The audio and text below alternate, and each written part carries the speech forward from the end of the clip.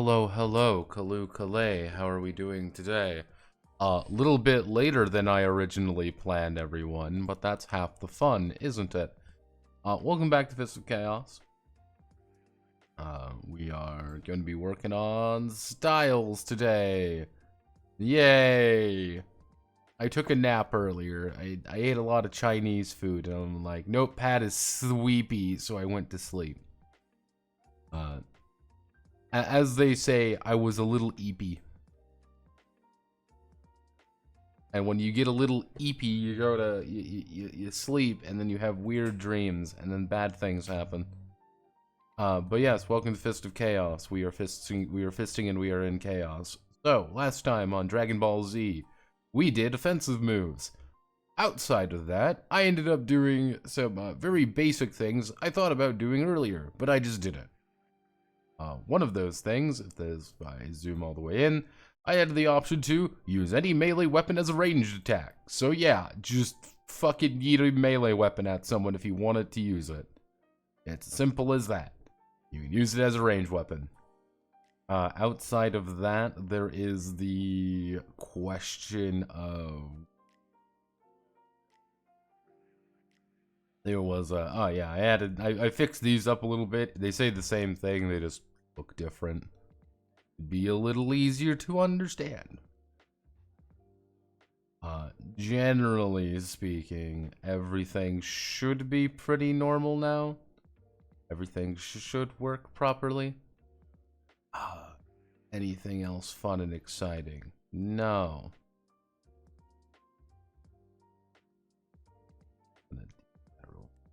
Nothing should be too extreme. I think I added a thing in May. Where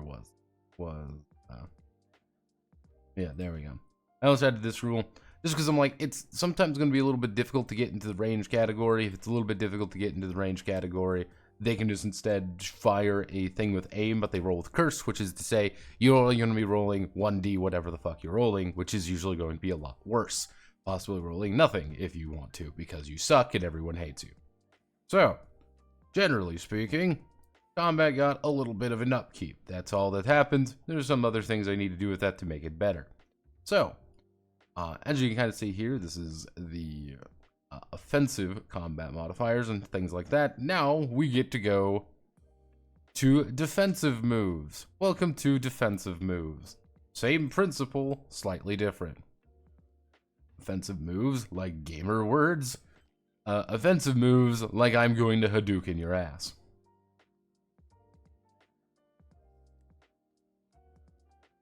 Let me just readjust my life here. Let me just crack open a cold one with the boys, as one might say.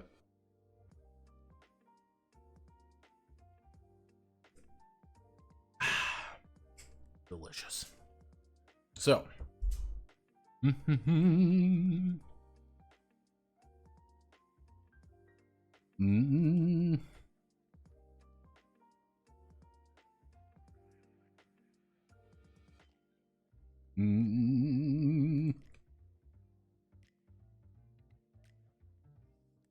Or this one.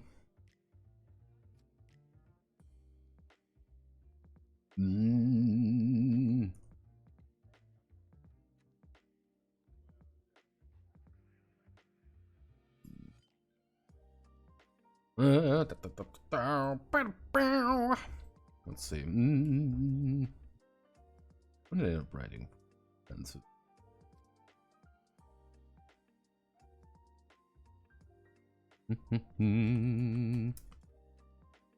Defensive moves are the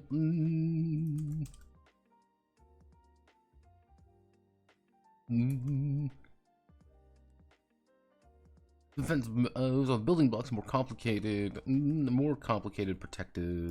protective measures, allowing the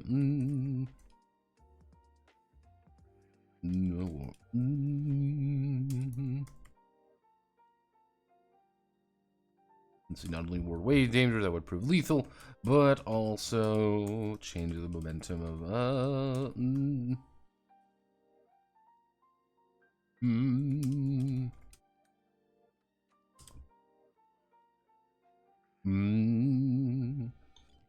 flow in the fight of their favor. Whether they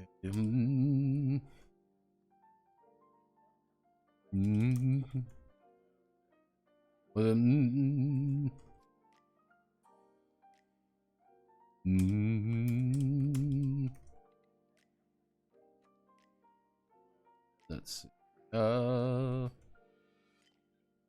see. Part of it, defensive moves. Final cost.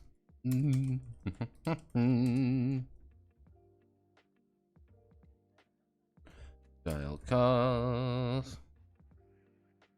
May not have a negative style. Let's see. They may not have a negative style cost, and if they do,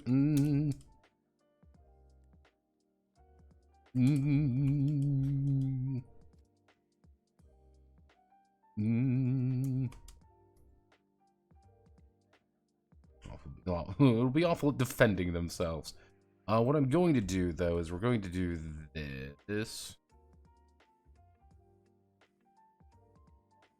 25, 30, 40, 50. Go. I'm going to bump the move budget up a little bit just to give people a little bit more room to actually make some moves, because I like the idea of people making moves, and that's what I want people to do. I want people to say, I want to make something cool and do something cool.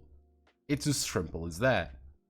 I am going to do, and what's really nice is that I can just do this for a lot of them. For a lot of these, they share a lot of the same things, you could say. Which had to be enrolled to defend themselves against the strike. Normally, let's actually take a quick second and... Let's take a quick second and just understand the nuances of defense.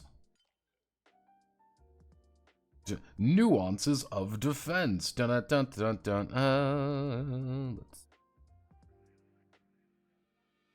We want to go to reactions, because that's ultimately what these are. And let's do quick.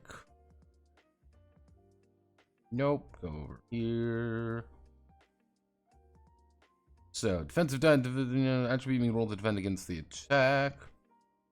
Required limbs. So the required limbs thing is pretty easy to understand. We can use effectively the exact same. What does this actually mean? This means how well is it, how easy it is for me to actually defend myself if things are broken or not. Hey, to defend myself, I need my arms. Alright, easy enough to understand. Status effects are easy enough to understand as well. Modifiers. Then we have modifiers, obviously. I guess here what we would end up doing is... I guess we'd be playing on these, of what type it actually is. Because I guess what we would have to do is is this a block, is this a dodge, or is this a retaliate? Because at the end of the day, that is what every single one of these are.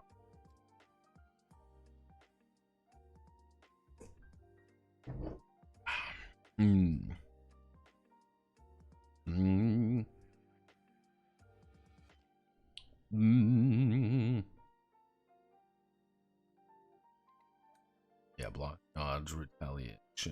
If we do a block, dodge, retaliation, so that would be...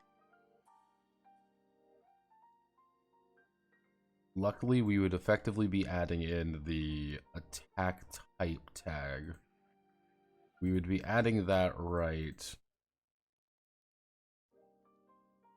here. This would be the...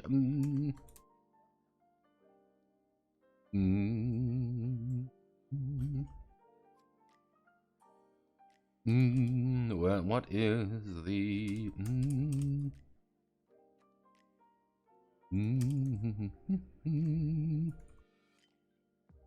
What is the type of defense being initiated? Let's see. What is the defense? What is the type of defense being initiated, and how powerful does? The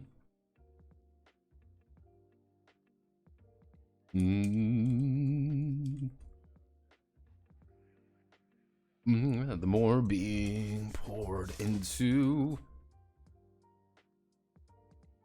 Let's see. More being poured into one of the three categories. The.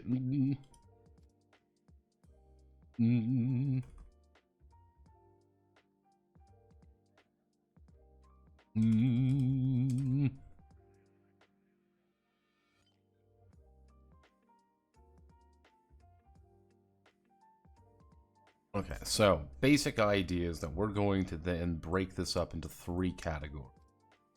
Because at the end of the day, that is what you're going to be doing. Are you going to be doing a...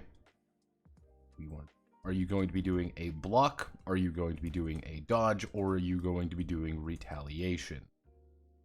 Now, what we can do is this... Dodge retaliation, we do this, we put you here, we put you here. And then we're... Hello, phone.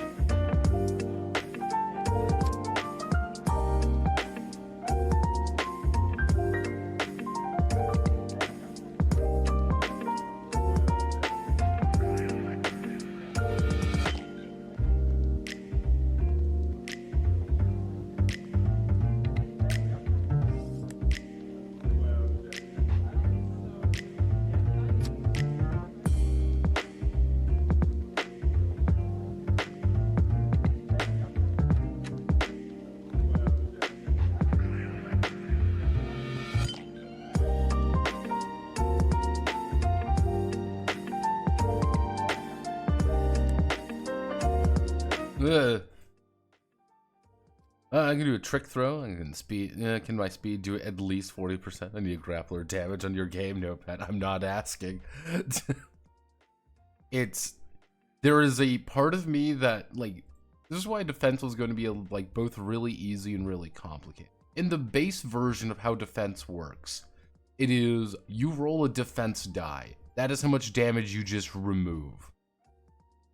And do you want to inflict a status effect on them, now called affliction? Yeah, you can do that. What does that mean? That means you grab them and then you throw them. Now, obviously, we need to make this a little bit more interesting, so I'm doing the defense type, which if we want to do this properly, we need to do a 2x2. If I'm going to do this right, I want to do this right. We want to do this, so we're adding this in.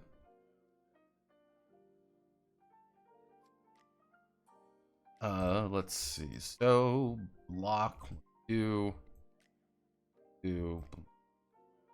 Okay, so let's see if I can do this correctly. This is where things get a little bit. So block, as in its most basic sense, is just you spend breath for something else. So if we do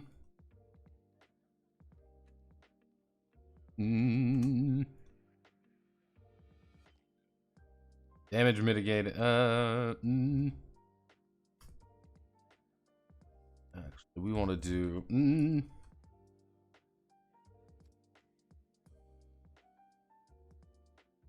damage breath, and then this would be the style cost, and that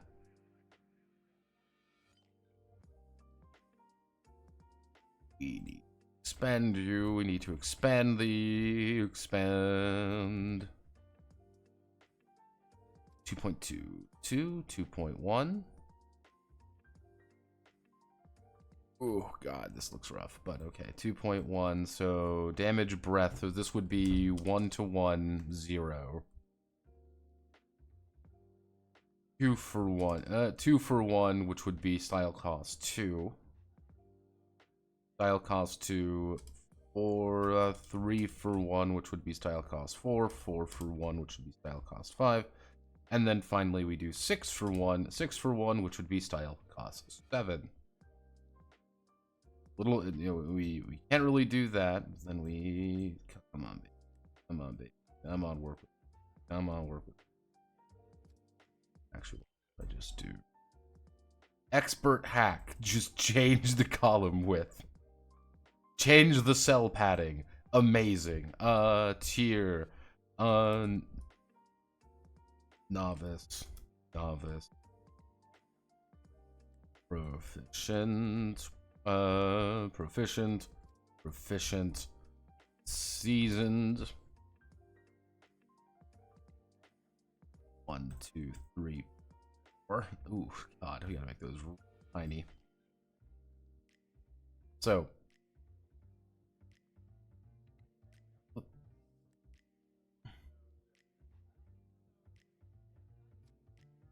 Okay, so dodge. What is dodge? No, void check.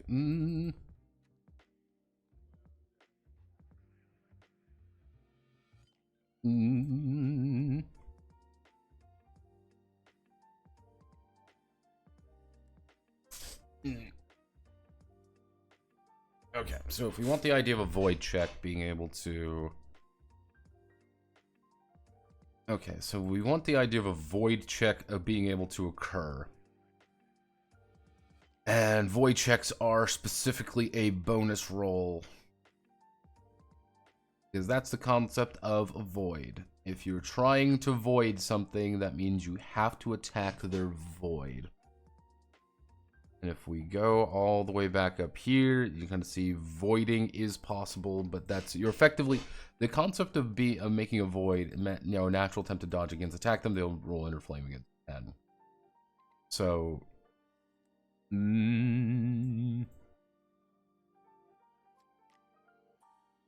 actually, basic void, which we're going to do +0, +0, 0, novice. Easiest thing you can do, you just make a standard void check. Actually, actually, we do a dodge bonus. Dodge bonus, we do +2. Actually, no, we do +1, +2, +4, +6.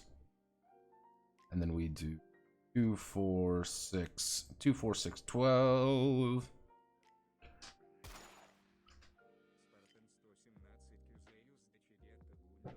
I missed. I'm low on channel points. I need to save to kill Bethany in many streams as possible for Palinka effect. I've been sharpening my sword into the conclave. What did I miss? We're working on defense moves, and defense moves are a bitch because there's technically 3 varieties of defense moves that we have. There's 3 varieties of defense moves that we have to worry about.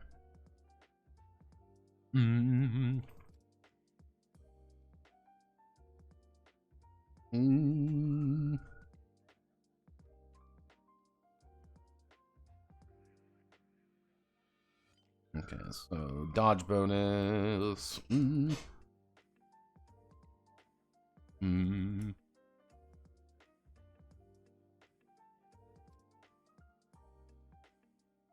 This is effectively, I want to dodge for free, unless you have a severe penalty to dodging.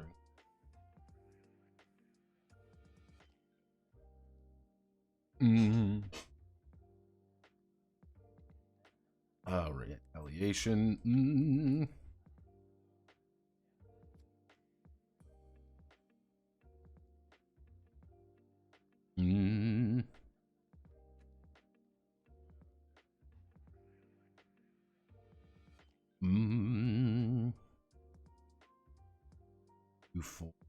247, 247, 24710, tier 2.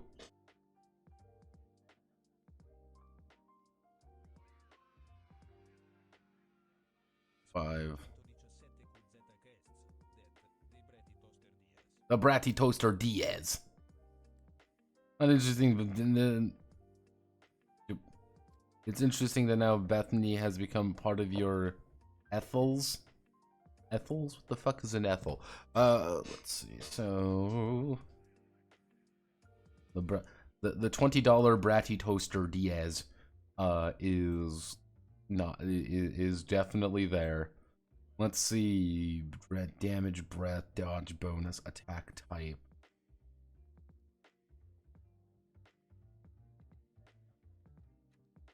Then we would do. Oh.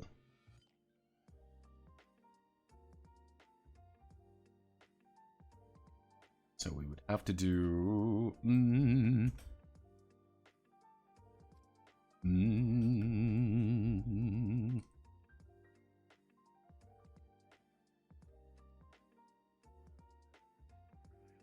So allowed in. Go to the God, your life, open up your eyes and receive the light of 1985. Right. The retaliatory.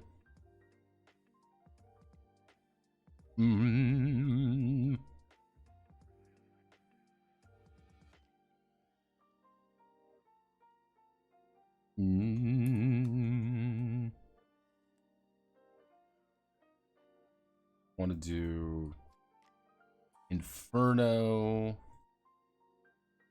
Do we want to do Inferno, Burning, Tempered,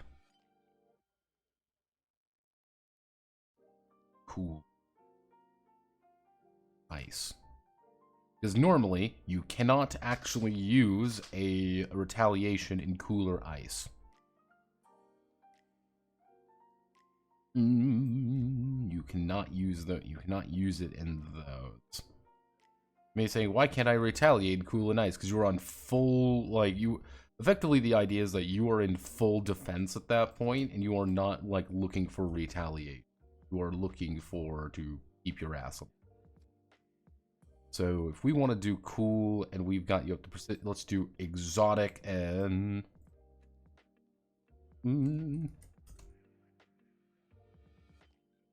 burning for there we go, something like this. Why is this kind of nutty? Why is this kind of nutty? Because it's meaning that you can retaliate in when you shouldn't really be able to. You are able to say nuh-uh and then punch someone in the face when you are in full defense. Like, oh wow, that's bullshit, says the peasant. So then we do loud in, which is technically the opposite, which would be Inferno. So this would be 10 mystical, mystical, exotic, novice. Because this is the exact difference.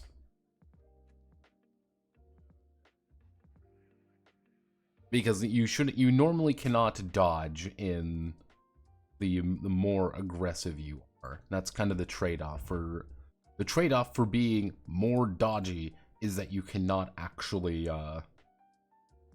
you're trading out your ability to dodge for your ability to retaliate.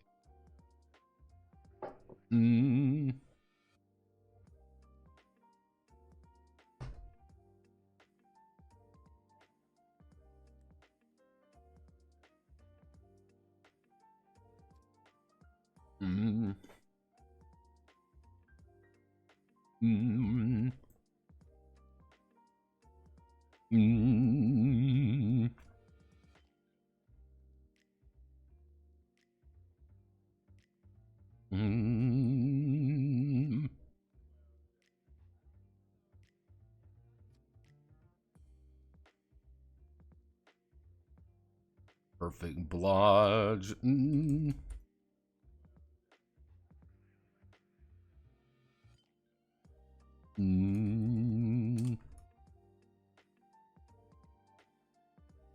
Retaliation heavy.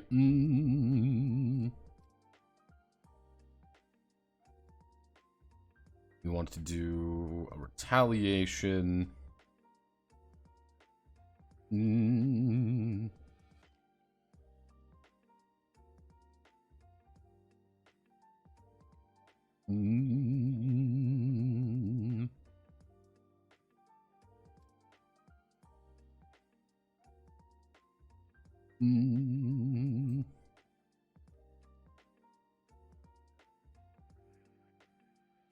Retaliation stand.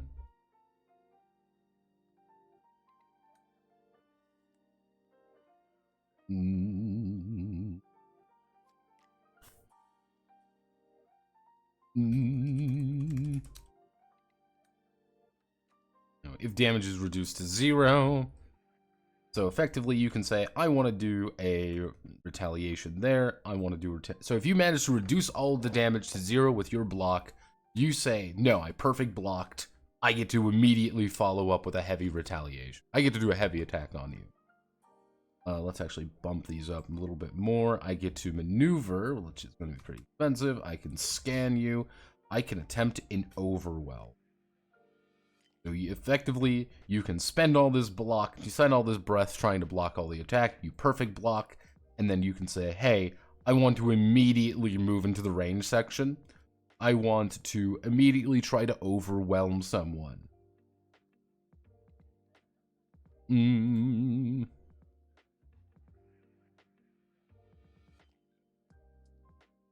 Oh, actually, no. I'll do that. Bit more. This would be an overwhelm, would be a pretty exotic novice. We'll actually do proficient, which scan is going to be proficient. Shift position, we're going to put the season. Shift position means you're going to move effectively to an adjacent position. It is you saying, I have perfect blocked your attack. I am going to now move away. So, these are...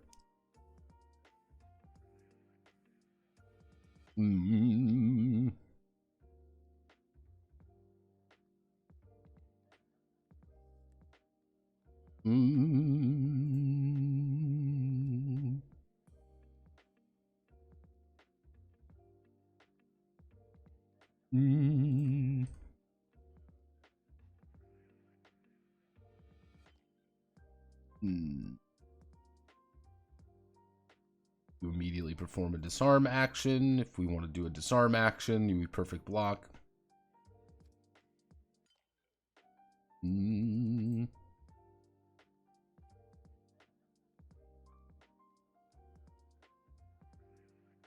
Ethos, spell screw, ethos. Bethany has become part of your ethos. Also, how do you feel about Whiplash VT? We'll be going over one of your games in a few weeks. Didn't know that. Slightly concerned.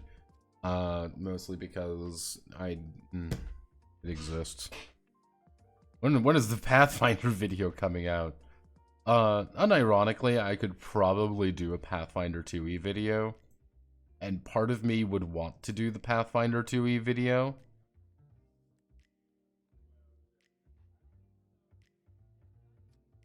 There's another part of me that doesn't want to do a Pathfinder video. Mostly because we have a very fascinating... See, I love comments like these, by the way. Well, there's two types of comments. Someone actually discovered my videos recently, and they've been going through like half of them, being like, this is awesome, I love this. I would get things like this. Dad, man, father guy. On the Midnight Case of the Forged in the Dark. This is a garbage review. Blades in the Dark has been one of my players' favorites.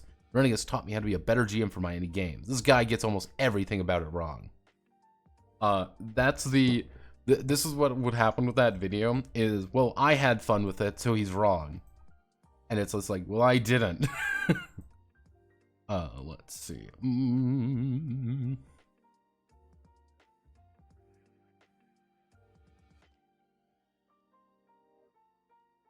I want to do? Kind of weird, but I don't really have any other position to do this in.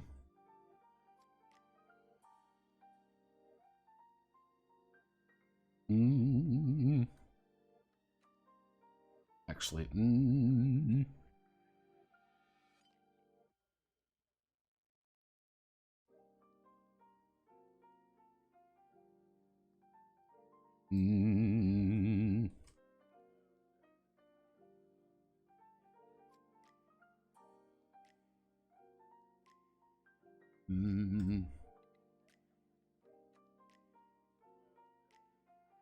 guess we could do something like this because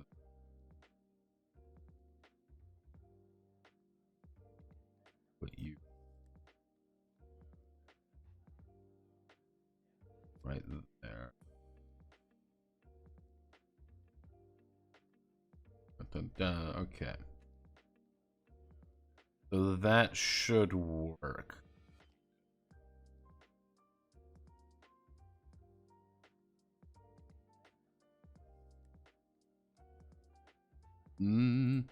Oh, it was literally a comment on the Blades in the Dark video.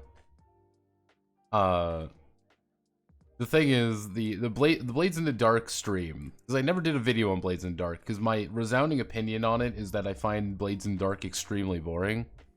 And all this guy said was, well, I had fun with it, effectively. It's just like, well, I had fun with it, therefore, it's right? It's good. I'm just like, that would be Pathfinder 2e. Well, I had fun with it, so you're wrong. I'm just like, even though, again, my burning opinion on Blades in the Dark remains the exact same, which is I feel fucking apathy toward it. I do not like that kind of game. I don't like the flashback mechanics. I don't like the... I am not a fan of the flashback mechanics. I like the idea, but when you realize it's just fucking bargain... When you realize it's great value Dunwall, the entirety of the thing clicks into place. It's great.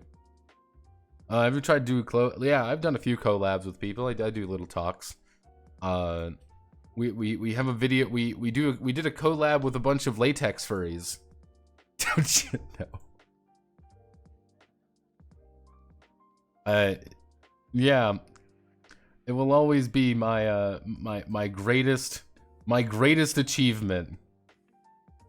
Let's see. Where's my Where was the let me see, is it comments? Yeah, mentions. Yeah, if you want to watch me talk about Immortal, you can go right here. This is Notepad add-on, Neuroshiny, and God, I can't remember the other ones. I can't remember the other guys' names. We literally talk about Immortal, and if this looks mildly disturbing, don't worry.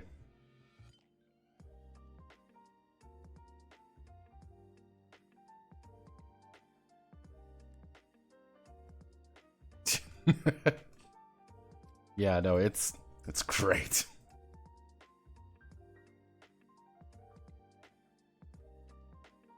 I do mean people. I've had a few interviews with people before. Like, I usually don't do collab stuff because I'm very particular how I like doing things. And I march by the beat of my own drum, unfortunately. I was on Tufty's stream recently, though. So yeah, you can watch Tufty. Go to tufty.twitch.tv, and you too can experience that rat dude's entire thing. We played Lethal Company, and I got my shit rocked because Lethal Company kind of sucks. What did you... Well, the thing was, talking about GURPS is difficult, because what the fuck do you say about GURPS? Really, what do you say about GURPS? You don't say anything in particular about it, because there's nothing really to talk about, per se. Oh yeah, I'm really GURPSing it up. Like, no, GURPS is extremely difficult to even make a video on, because what the fuck do you say with GURPS? And, like, that's half the... You could make an argument. Like, that's half the point. Is, oh, hey. Like, that is arguably, that is the entire point. Let's see. Use the...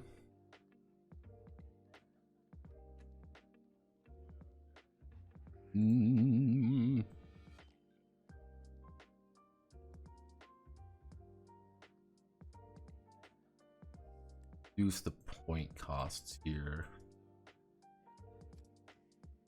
You don't get as much by having various required lists. But like, it's like, what do you talk about with it? Oh man, I sure do love the fact that GURPS exist. Like, there's nothing to talk about with GURPS, and that's half the funny part. Because GURPS is a game that does everything, and therefore it does nothing.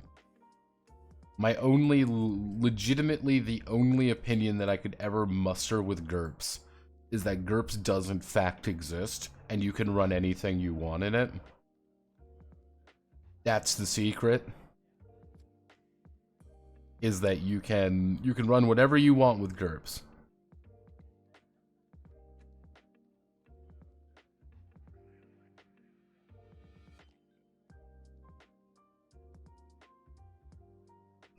Yeah, a video about the history of the system.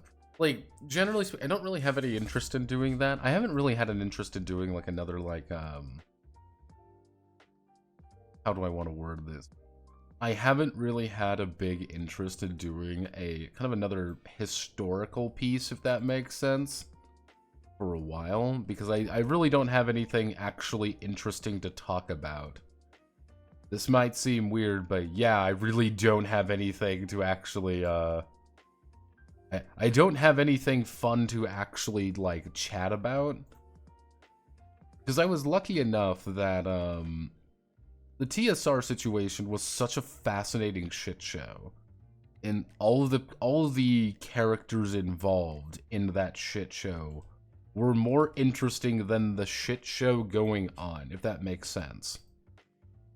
It was like just the fact that you had so many unique creatures all interacting together at once, and all of them at once kind of collided with one another. That was the fascinating. That was the fascinating part. And I think, like, doing that on GURPS isn't really as fascinating because there's nothing really, how do I want to word it? There's nothing really exciting about it. That's the secret, everyone. There's nothing actually exciting about talking about GURPS. And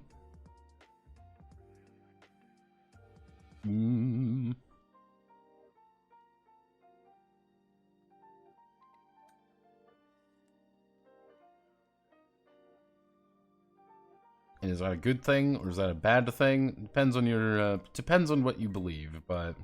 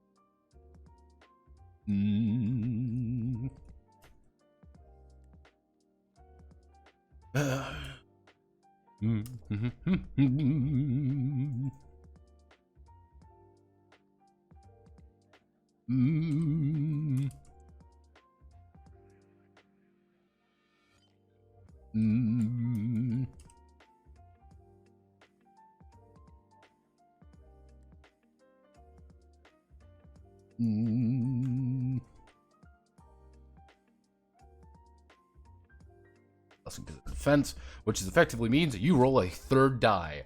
This does not mean much to a block. This means a lot to a dodge. This means a lot to a dodge or a retaliation. Move trigger, multi-target. We don't really need to worry about those two. Punishment.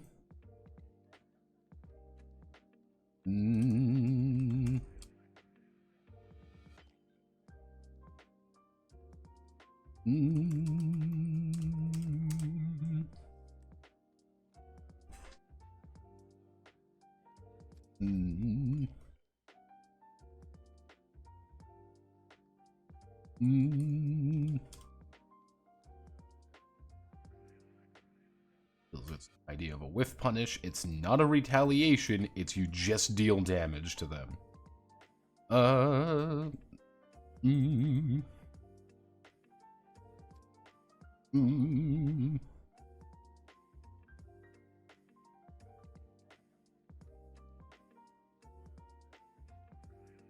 We do 15, and that is going to be exotic.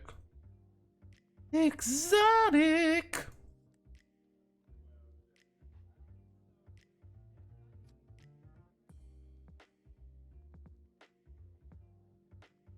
Let's see. GURPS and pasta. GURPS is...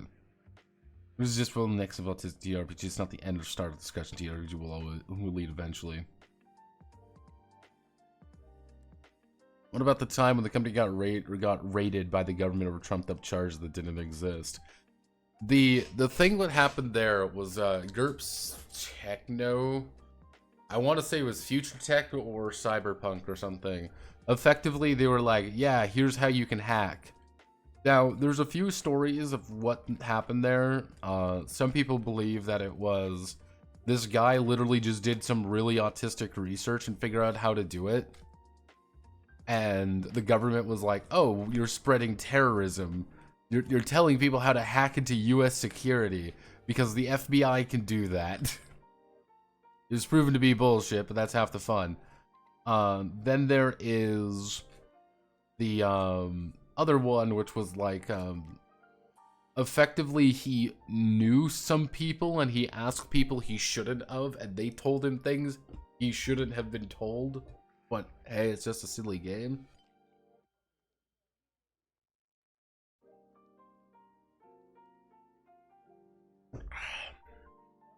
But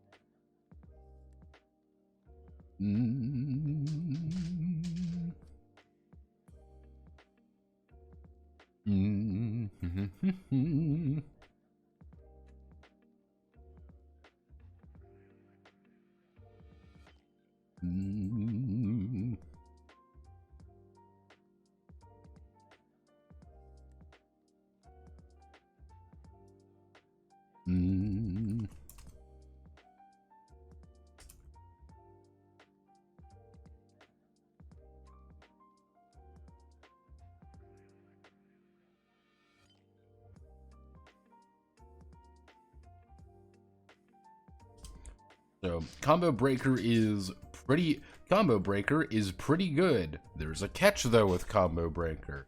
Combo Breaker means that you have to use it in a very certain way. If you are using block, you gotta effectively use a perfect block with it, which makes it really expensive. With a dodge, you have to be able to dodge with it. With a retaliation, it doesn't actually work.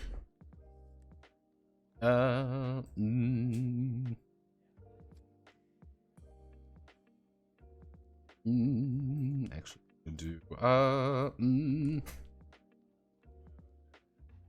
Armor King. Actually, we can do 2 for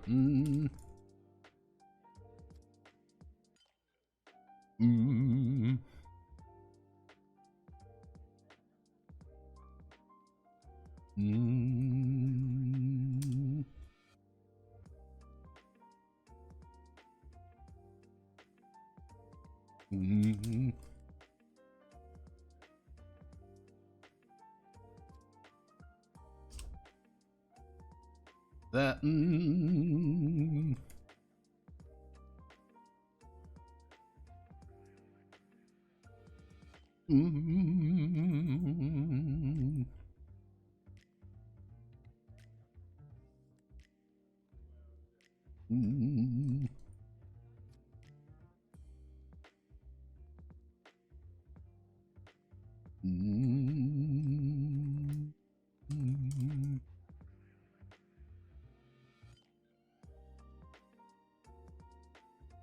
Let's see. To be using a shield. That requires you to be using a shield.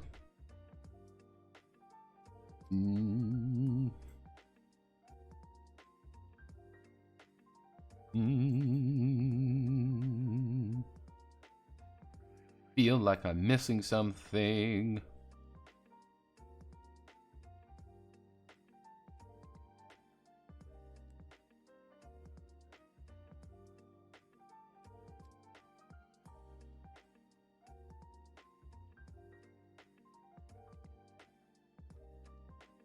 Feel like I'm missing something.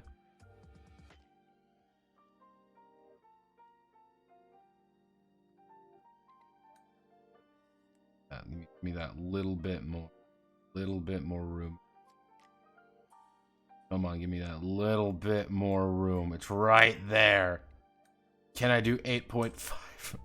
God damn it, you put that there. Shit.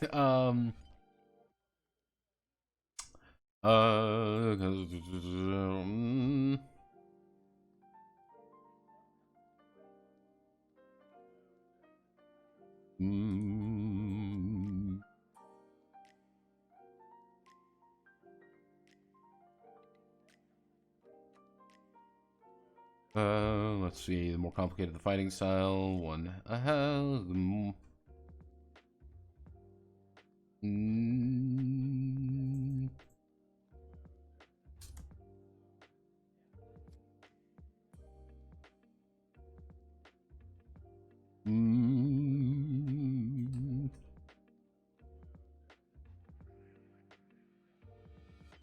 Give me that. Give me that. Give me that. Give me that. Right. There we go. Probably. There we go. Give me that. Give me that there. I can see it. It's right there. Alright, that is defensive moves in a nutshell. Defensive moves aren't very complicated. They're just a lot. There's just a lot of defensive. Then we go on to...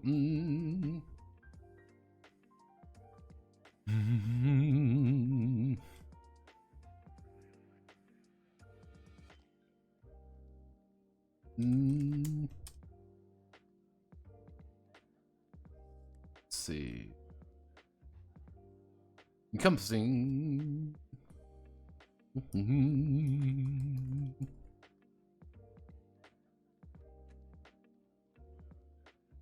The utility, the utility sector.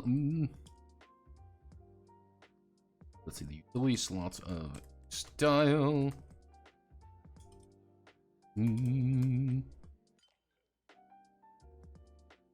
Grants it.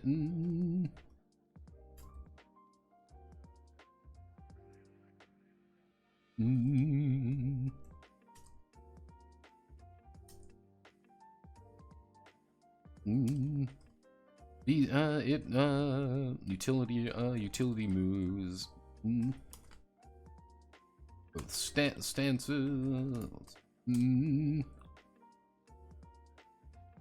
Stances and does anyone have a better name for passives? Now's the time to tell me. Let's see, utility move, both stances and passive stances.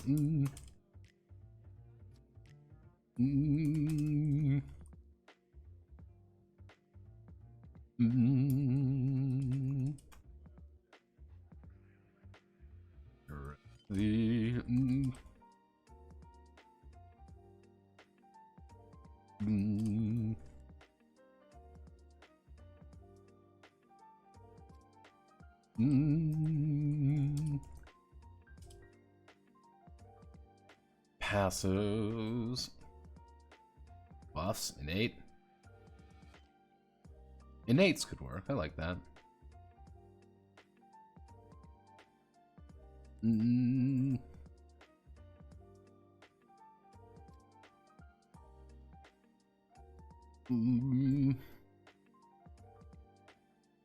Innates are always on and always are always enabling the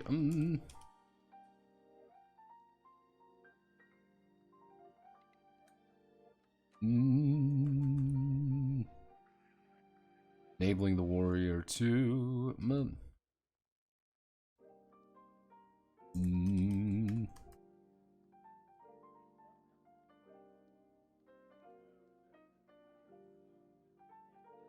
should they be relying on the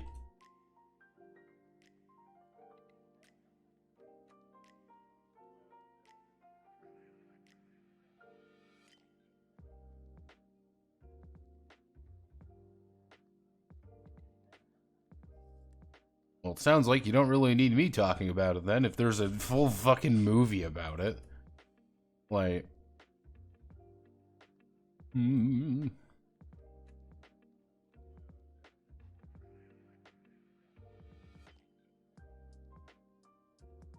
We don't. This.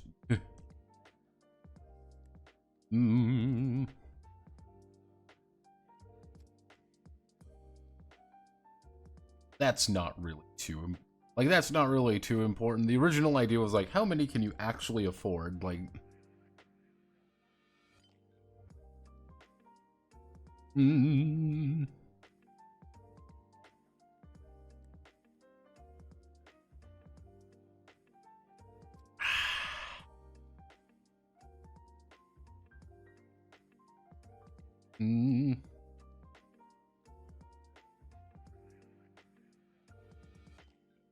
Okay, so...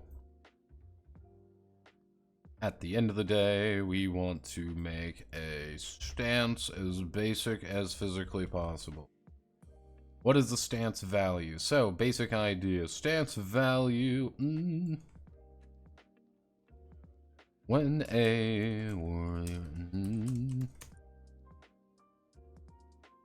When a warrior enters a stance...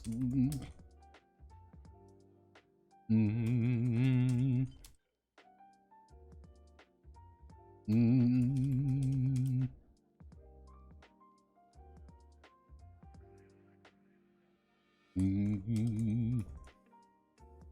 augmenting their natural...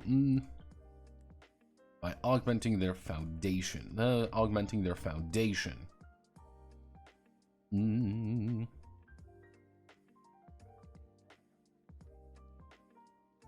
By augmenting their foundation. Each stance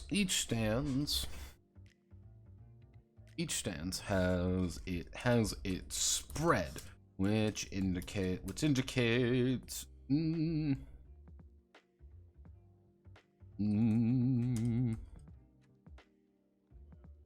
bolstering one of their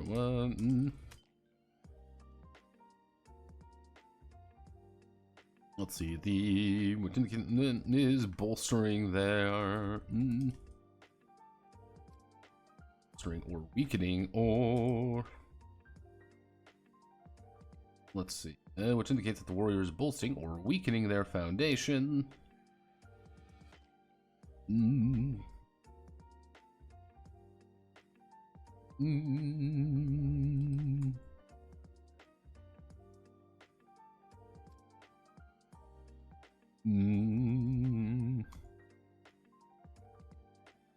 Enable there. Let's see, to enable.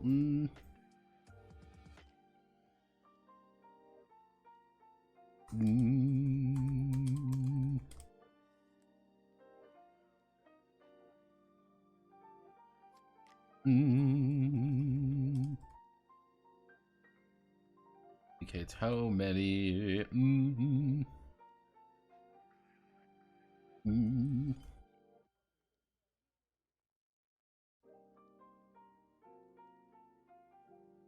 Mm.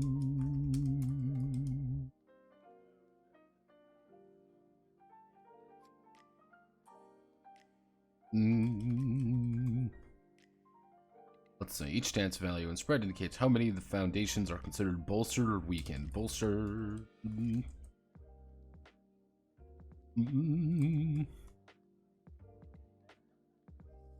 Strengthen the warrior while.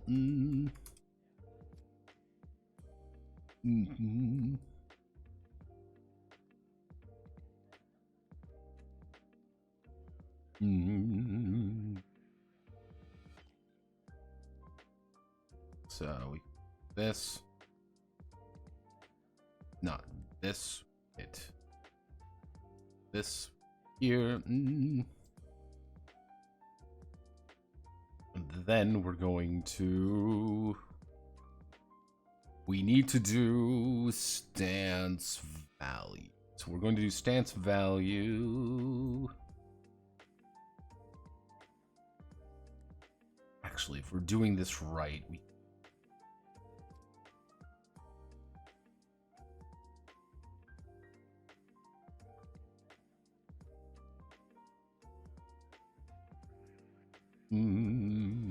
That we do this. Then we would do.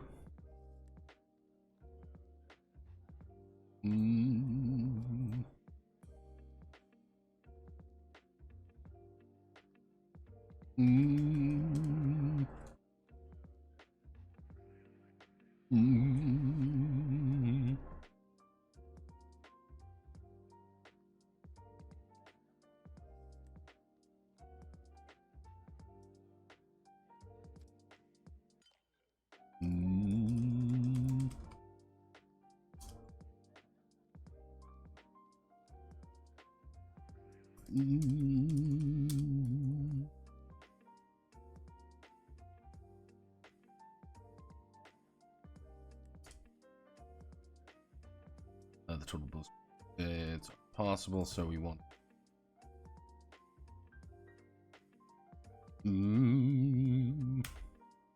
So, stance value, we do. Stance. Stance spread.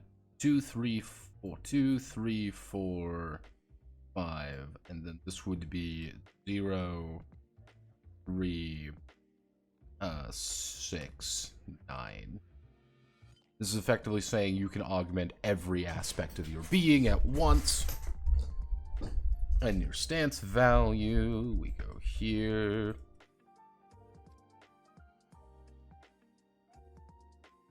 This, this.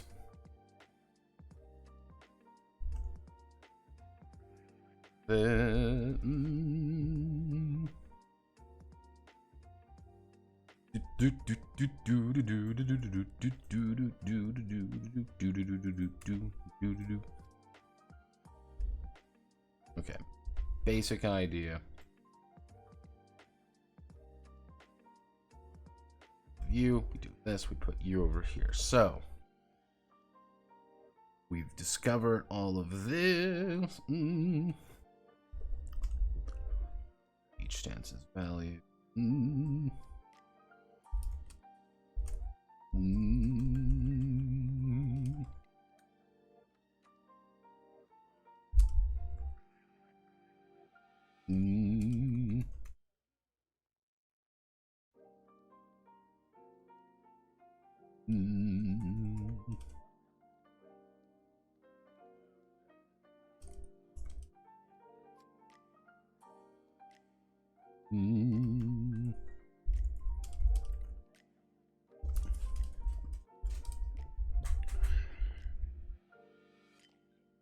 Okay, so do that.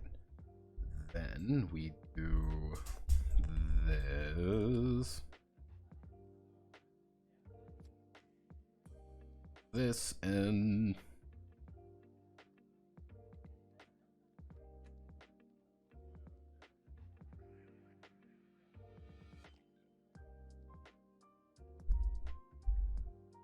Bogus. We want to do novice, novice, novice. Proficient. Actually, no, we want to do seasoned, exotic, seasoned, exotic. Select all of 1, 2. All of you 2, and then you would be novice, proficient, seasoned, masterful. Actually, is that how exotic? Yeah, okay. We effectively skip 1 to go to 3 to 4. Augmenting 3 to 4 attributes is a little bit different. If we want to do, we can do exotic. Actually, you know, we can do no, I think that one.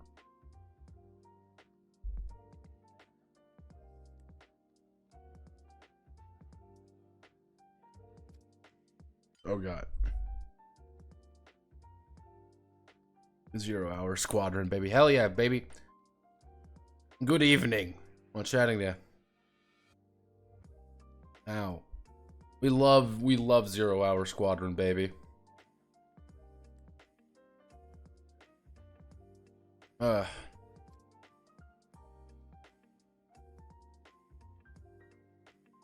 0 hour squadron was actually pretty fun to play, unironically. Well, pretty fun to write. And I'm glad people understood my you just need to write more shit. Like that's all. Like that's the biggest issue with 0 hour squadron, and a lot of my games, to be perfectly honest, is like you just gotta write more shit.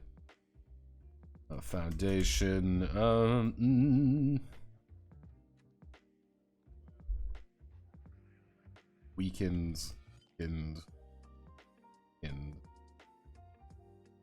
neutral.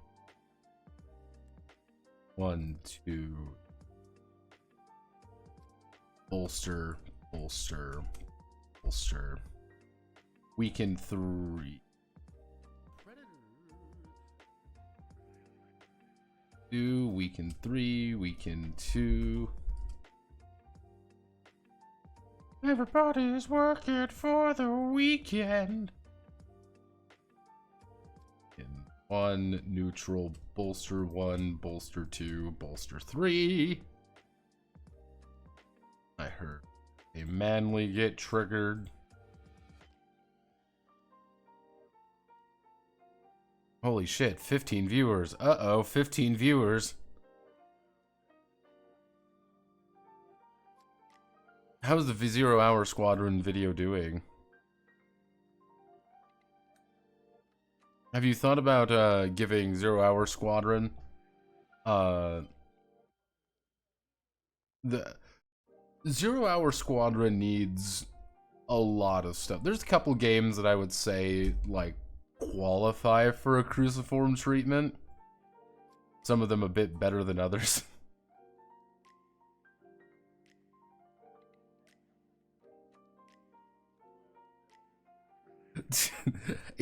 I always find it immensely funny anytime someone finds the playlist and just goes through it being like, I'm glad things can get infinitely worse. 0 hour squadron's not doing well, but I'm not like surprised. Detoxes never do as well as actual games, if that makes sense. I'm not surprised by this statement. Like, that's the funny thing. Like, I'm not surprised that like the detoxes don't do well. It's something that people don't know. So why would they click on it? Good old-fashioned Scala Maleficarum. We love Scala. Scala Maleficarum, that's such a fucking weird game. And not weird as in good, weird as in what the fuck am I smoking with this thing? And I would like to... It's one of those things where I would like to say, like, ah, yes, I am going to do better with this, and I can make this interesting, and it's like, I have no fucking idea, man. Like I'm fucking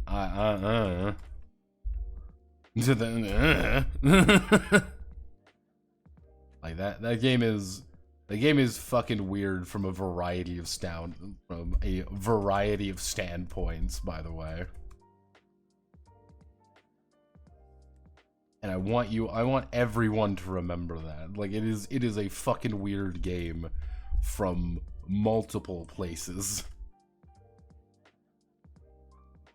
If someone likes it, cool. But man, that like, I think the thing with Scala Maleficarum is that I know what I wanted to do with it, but I was going in there with such bad, I wouldn't say bad ideas, but I was going in there with not the greatest understanding of what I actually wanted to do, and I think that shows.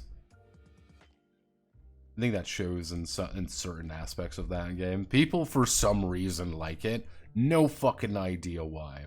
Not a single goddamn idea. Scala's just incomplete. It's a module rather than a game. It, like... The thing is...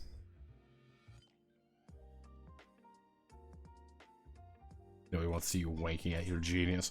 The thing, yeah, it's the thing with Scala Maleficarum is that, like, there felt like there was something I was just missing. It's a bundle of mechanics leading to something else. That's really what it is. Where's the review? Not for you to own. Didn't connect the dots to you in 4chan thread for ages.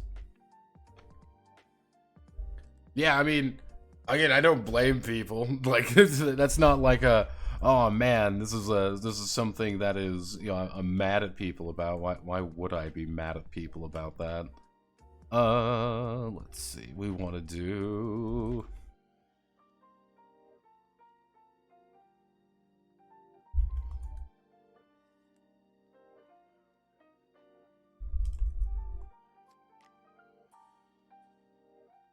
This is pretty easy to understand. You just get a flat bonus to your vitality.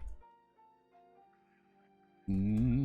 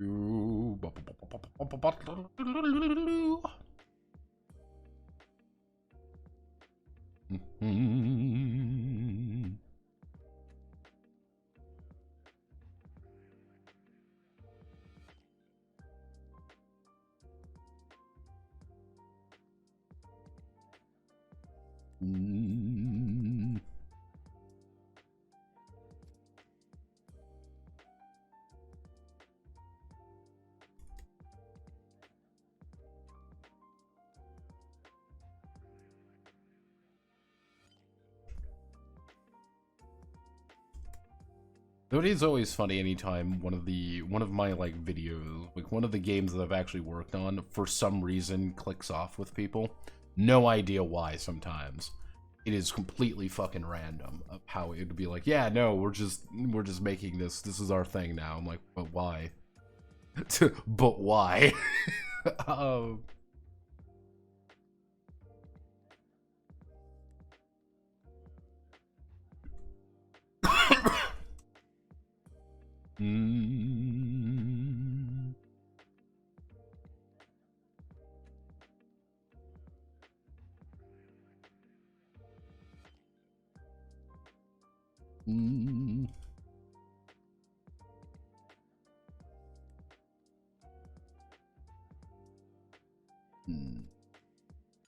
-3 tension, minus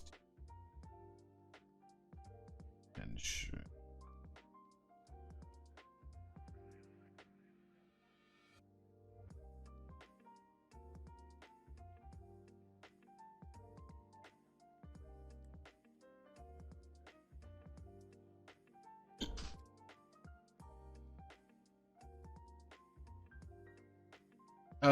let's see. What do you mean? What do you mean?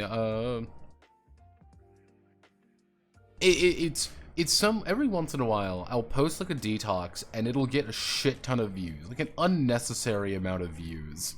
And when that happens, I get very confused, and then people start commenting on things, and it's like, uh-oh.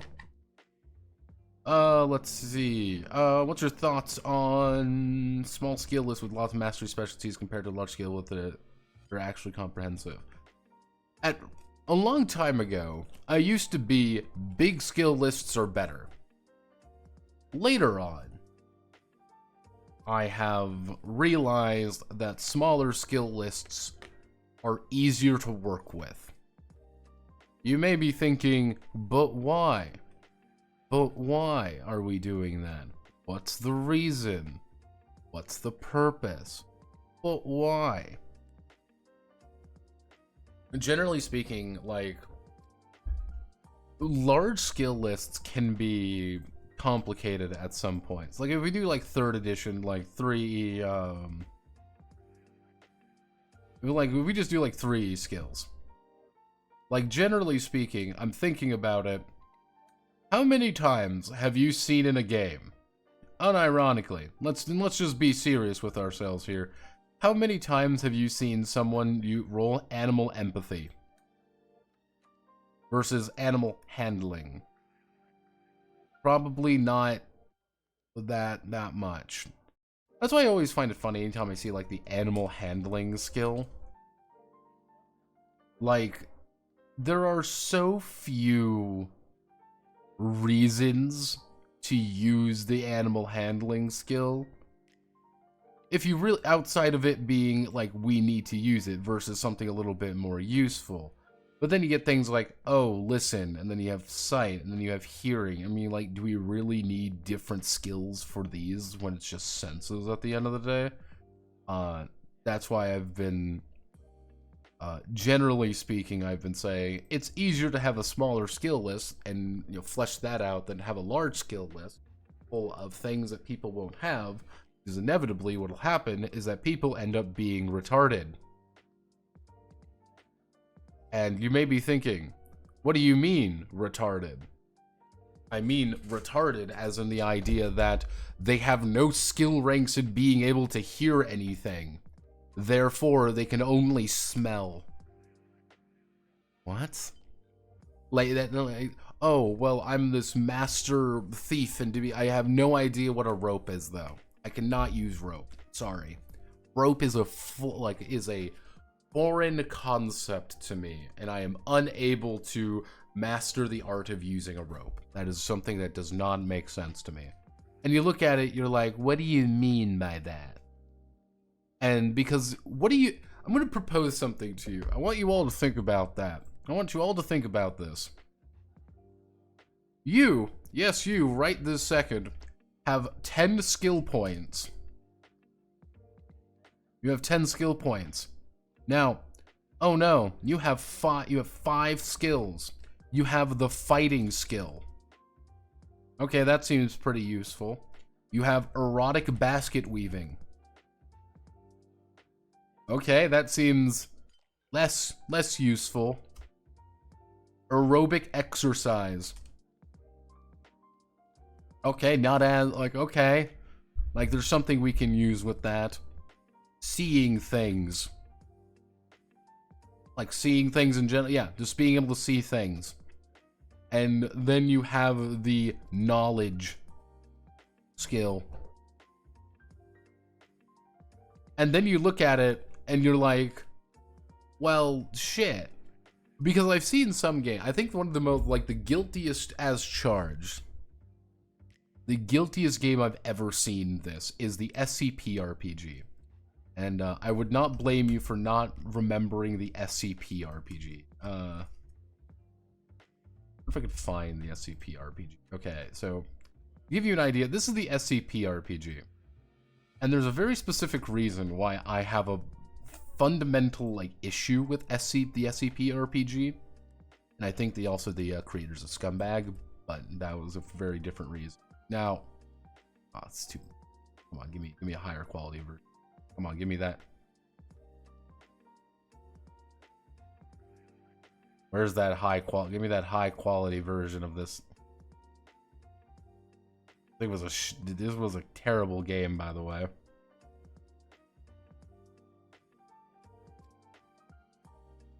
We have a higher. We have a higher. Yeah, don't worry. This is the. God damn it. Yeah, the things I do for. The things I do for you all. I want you all to remember that.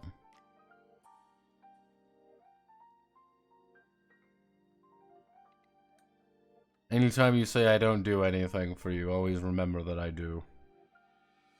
So, this is the SCP RPG. Now, the thing is, with this game, is that you have a shit ton of skills. And this is what I would refer to as probably the worst instance of how to do these skills. Knowledge, architecture, caretaking and nurturing, identify taste and smell, law and politics, psychology, science, physics, survival, research internet. But you also have things like showmanship, disguise blend in, catch/throw, break free and escape, shotgun, handgun, assault rifle.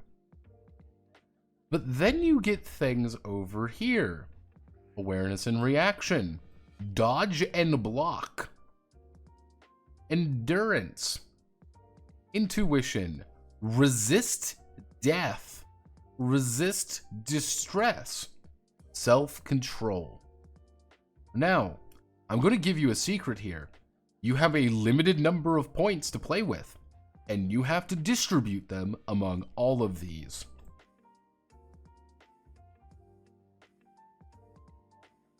That's one of the funniest thing.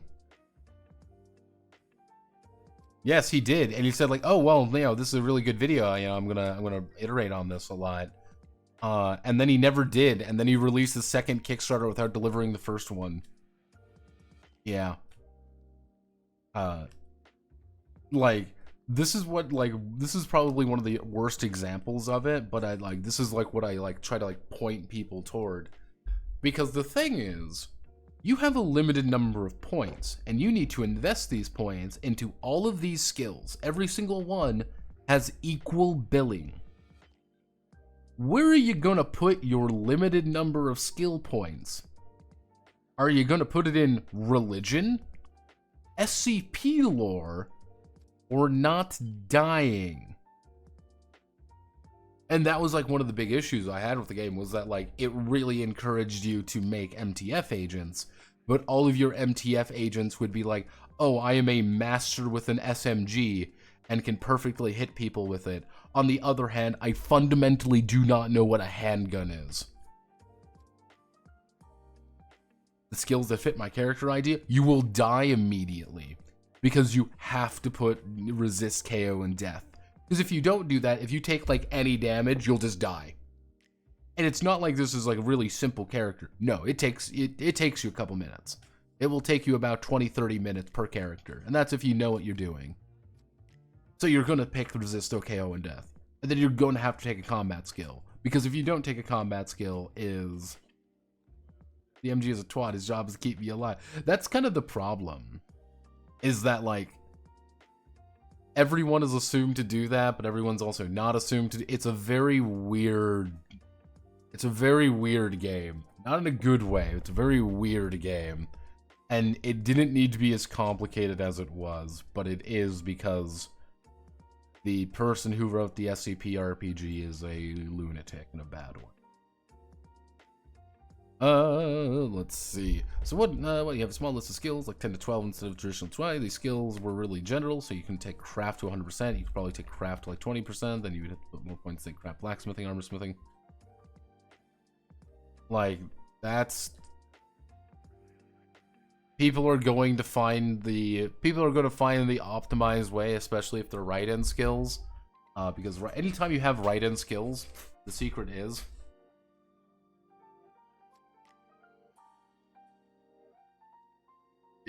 that was kind of the issue with Craven with the SCP, was that The game would say it's about investigating, it's about things like this, it's about learning, it's about this. Like, oh my goodness, it's all about these amazing different things. But like 90% of the book is combat stuff, and the combat, and like most of the options combat are you get hit, you die unless you make a save. It's like, it's not a good game. It's really not a good game for that. You can play anything else. You get an SCP. You get your SCP high. What about A plus B plus C equals skill design, like attacks in the Pal World game thunk?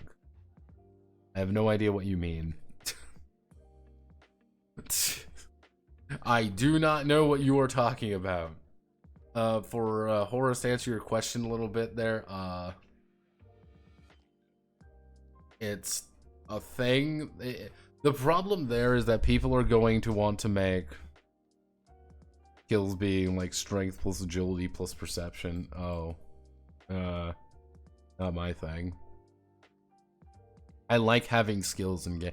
There's a big conversation the other day actually about the nature of should we have skills in like game? Like do skills add anything? Now Horace posted something because Horace always posts weird shit. Horace always posts weird shit that makes me sad. Generally, I like skills. I think it gives a lot of... It gives very similar characters something different to focus on. Also lets them say, like, I am something... You could have two of the same character concept with very different skills and make them feel different. Yeah, we're both fighter people, but I'm really fast and I'm a sneaky fighter man. Well, he is a... Well, he's a brute and he's an intimidating versus him. He's a, you know, cool dude who does bullshit like that, knows a lot. Like, you can effectively have three of the same type of character with different skills and make them feel different. But I think having an absurd number of skills to track every single aspect of the human body is not as, well, you get fatal in that regard.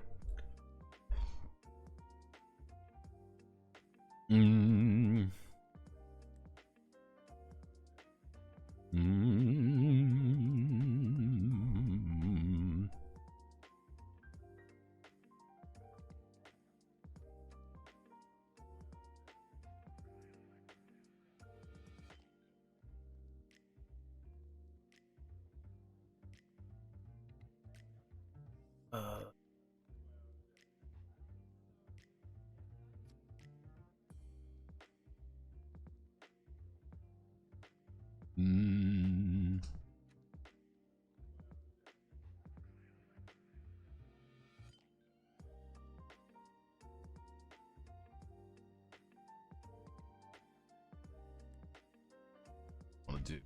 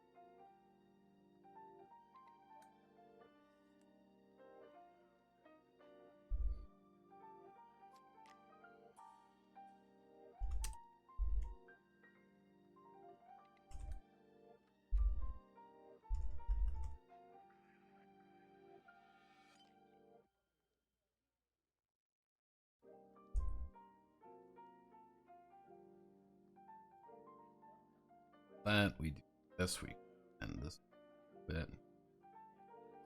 So if I want to make a style, effectively, if I want to say, I want to create a cool style, I want to do rock hero stance. Well, I want to do my rock hero stance. I want to say my stats, my stance spread is going to be 2. So my stance spread 2.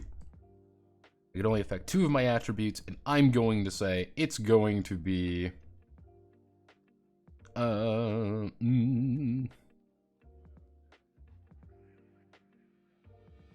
let's say it's going to be stance value.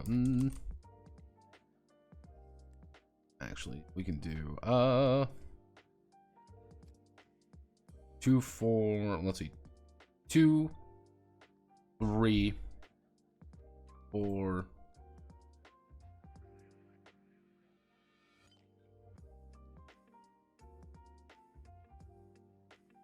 Let's bump these up a little bit. We can bump these up a little bit.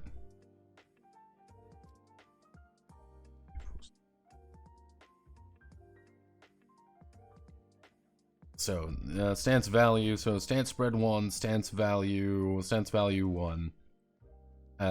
We want to take meat. We want to take meat 2,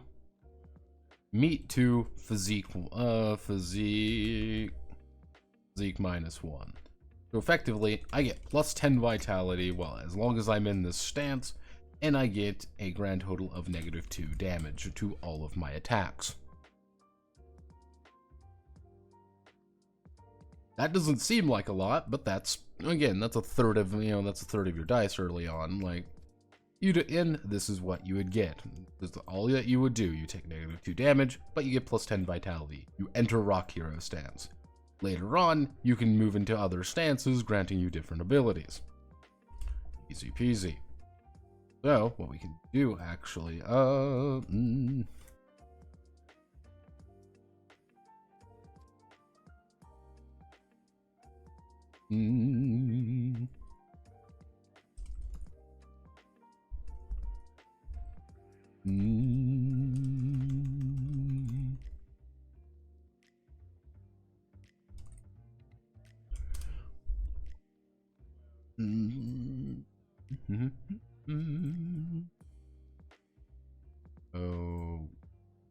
about all the way up here.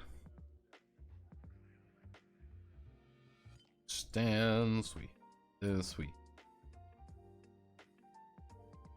boop boop boop. There we go. Part of me wants to put in the idea you have to buy stances, another part of me doesn't. So, stance bonuses and penalties.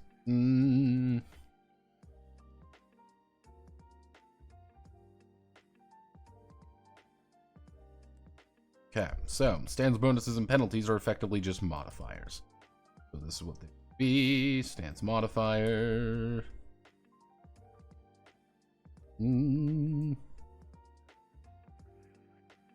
So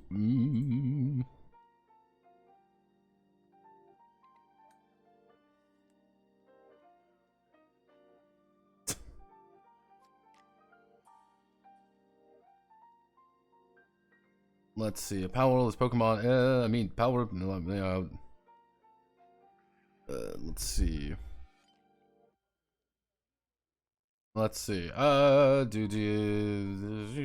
More fighting plus source of slashing, fatal amount. Oh boy, it's a patent lawsuit from Nintendo and Power Bill to get life insurance because I'm sure I'll die of cringe when I found out what bullshit they try to patent now. Most likely, if they didn't do it right away, most likely it's someone someone did a thing that they shouldn't have said that they were doing, and then Balward's gonna do a big lawsuit there. It's gonna be a mess. I don't think it's gonna go anywhere.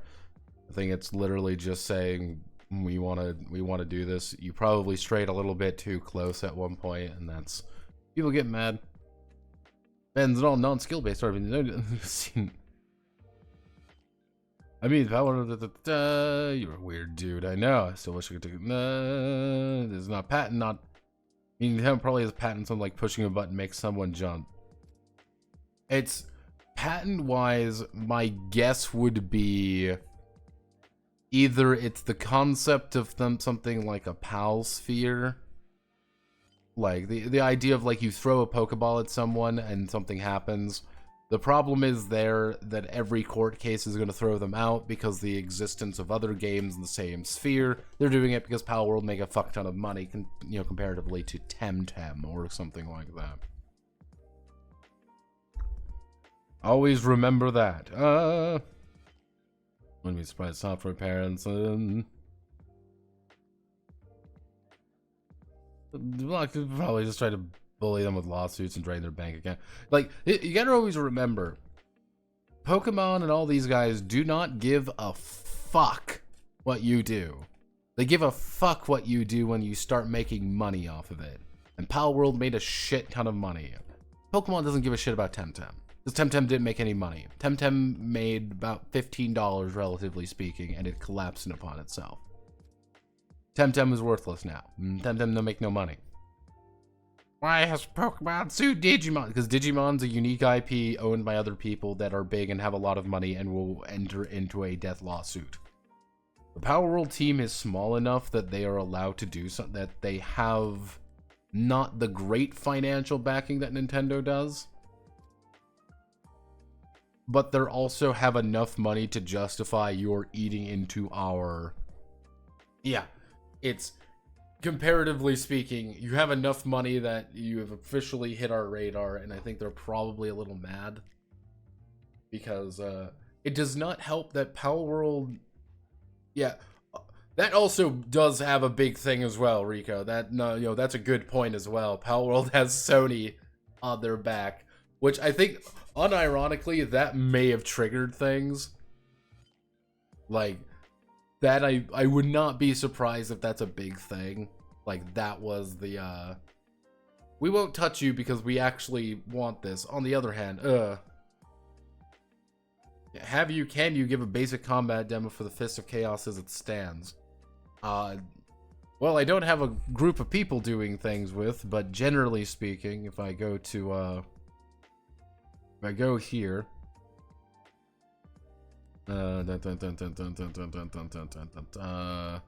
alright, basic setup. Oh no, everyone chooses what your reaction is. My reaction is 10, your reaction is 8. I go first. And I have the momentum. One person will have the momentum. What does this mean to have the momentum? It means that you are acting. You are the one doing things. You are going to be burning your most amount of breath doing things. But first things first, we all place ourselves on the Theater of Eden. And this is an ascending order. The slower you are, the first you place yourself first. All of these different positions have different bonuses, such as, but not limited to, bonus damage, being able to retaliate with an attack, being able to auto-dodge, or having the ability to have the momentum fucking stolen from you, which is bad. Once everyone is placed in, whoever has the momentum will always act first. No matter what's going on, the person with momentum will act first. The fastest person can give up momentum to the next person, and so on and so forth. So technically, if everyone gives up momentum, the slowest guy will act first. From there, if you go all the way down here to the idea of actions and duels, you spend breath to do an action. I want to hit you with a light attack. I'm going to spend 1 breath to target you with my light standard attack. I say, okay, I hit you with my fist. I do 1d(x) damage, which means I am doing 1d whatever my inner flame is, starts at d6, goes up to d8, d10, d12, and so on and so forth. And that's all that happens. You can chain different actions together by paying an additional cost. So I can say, do 2 standard attacks, light standard attacks, by paying 1 breath, and then paying 2 breath, because it would be 1 plus 1. If I want to take a 3rd standard attack, then light standard attack, it would be 1 for the first, 2 for the second, and 3 for the third. So you would take 6 breath to perform 3 attacks effectively. After you've elected everything you want to do, if you're being attacked, you have to make a reaction. This could be as simple as, I want to block. Or it could be as complicated as, I'm going to try a secondary void check. The idea of void is certain characters in certain positions can say, okay, I am being attacked, I am going to roll my 2d6, I'm going to roll my 2d8, 2d whatever, attempting to beat 10 to just naturally avoid it. Because I don't want to get hit, obviously. I roll, damn, I didn't do it, I have to elect, I want to dodge, I'm going to attempt it again. Cool, I succeeded, I managed to dodge. I get out of the way, but I burned my 4 breath doing that. And you might have to do that 3 times potentially, and that's 3 times you can get your shit rocked very easily. On the other hand, you can do defensive moves, or if you can retaliate, which is just, I'm going to get punched in the face, but I'm going to punch you right back. If you are not being targeted, you are taking an offbeat action. Hey, I want to take a breath. I want to recover some of my breath. I want to hype myself up and get more tension. I want to move to the range zone. I want to try to steal momentum from this person. Have your momentum stolen, you are now exhausted. You could not take the momentum again, but you maintain everything going forward. And that's it. You go at the end of the round, after everyone has been exhausted, everyone has burnt all their actions, they don't want to do anything more, they check for victory. Oh no, big boss, Kahua is dead. Everyone run away. You win. I'm on fire. Make a condition check. I succeeded. I am no longer on fire. Good. Recover. And then you recover a little bit of breath. That's a basic combat round. Generally speaking, if you're dealing with like 5-6 people, you're dealing with 6 people fighting all at once, it should go around pretty smoothly, because the first round is everyone's going to have the maximum amount of breath to... The first round is everyone is going to be burning all of their actions doing things. The second round might literally be one person taking an action as everyone's just like, oh shit, I'm fucking tired. I burnt everything out trying to kill you, and now I'm like... like, okay, let's go. Let's do this. Let's fucking go. Everyone's trying to recover their stamina a little bit. It kind of becomes a little bit of a stamina game of how much stamina do I want to maintain? I want to keep as much stamina as possible. I want to burn all of my stamina as fast as possible. Because if I burn all of my stamina, that means I'm doing more than you are. Which is the power of subdual damage, which normally subdual damage doesn't really do that much. But what you do is you eat their stamina. You eat their breath. Once their breath is reduced to 0, they can't really block or dodge anymore. That means that you get to beat shit out of them. I got see where you're going with this, I think. You feel this is evocative of the things you discussed in the first thematic discussion? It works.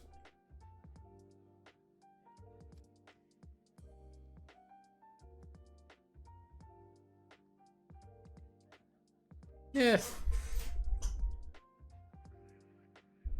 It doesn't work? Eh, close enough.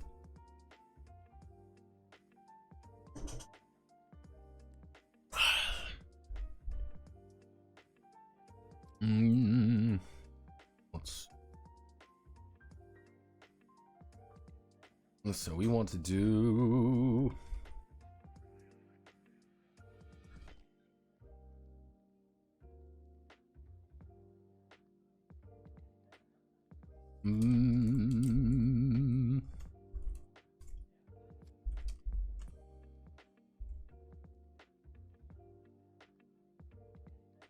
Two style.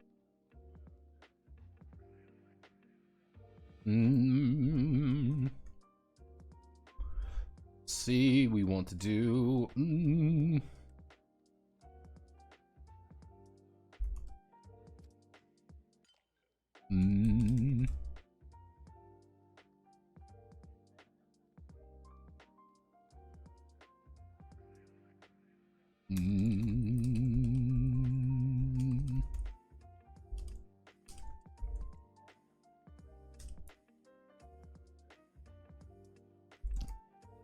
Stance grounds. I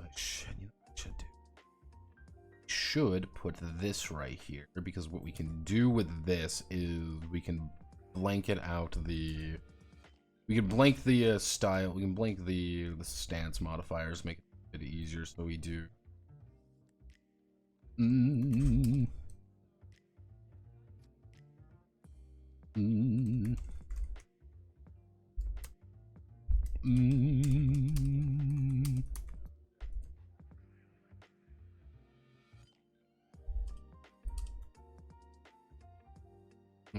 Let's see. Stands natural defense of being grabbed by a target.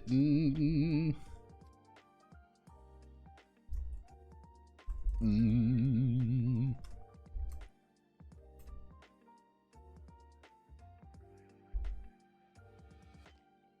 Mm.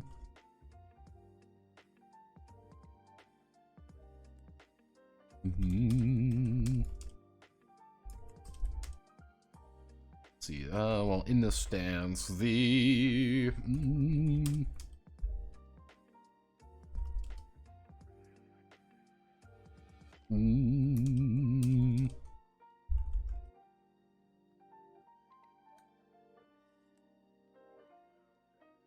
Let's see, is unable to be one time, no one, let's see, is unable to be targeted by one kind of affliction. Actually, we can do 1, 5, 8, by 1, 2, 3 kinds of afflictions. Kinds of,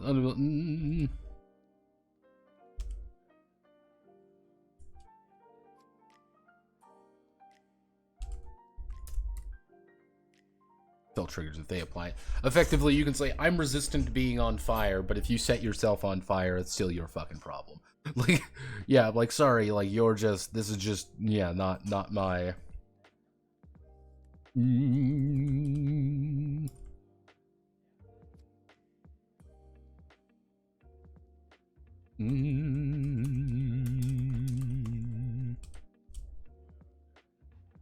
While in this stance, the...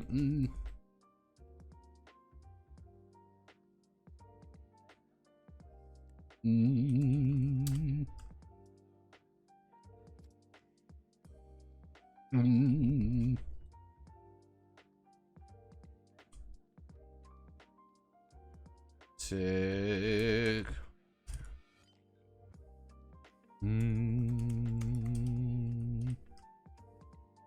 Gains plus 1d tension. There we go. 8.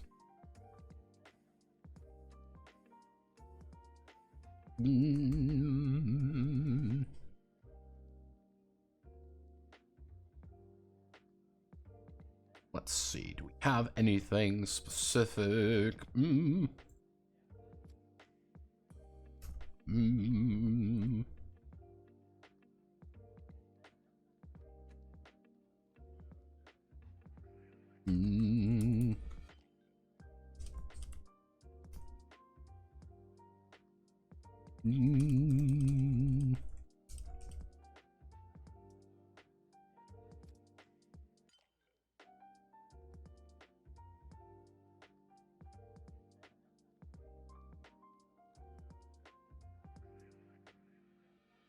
Let's see, man. Shin Megami Tensei Remastered version. Yeah, it's the old dungeon crawl. Like, the thing with old dungeon crawlers, you always have to remember, old dungeon crawlers legitimately assume that you have a pen and paper next to you and you are drawing out the dungeon. Like, that is a big thing. And they expect you to play it 4 or 5 times with the same map, of course. That's the big thing. You have the same map. So your second time, you know where to go. And the third time, you definitely know where to go. And the fourth time, you really know where to go. Because if you think about it, back in the day, you might have, like, 3 games. That was all you got to play. Mom and Dad didn't buy you anything more. You didn't have legitimately Steam or anything like that. And so you would get really good at 1 or 2 games. And that's kind of the big thing there. There wasn't really that idea of, like, going online. You would have to buy guides. You would have to read magazines. You would have to... It's a whole thing. And if you really got stuck, you could usually send a letter to the people who made the game being like, I'm fucking stuck, man. I need help. Someone would probably reply to you, being like, this is how you do it. Don't worry.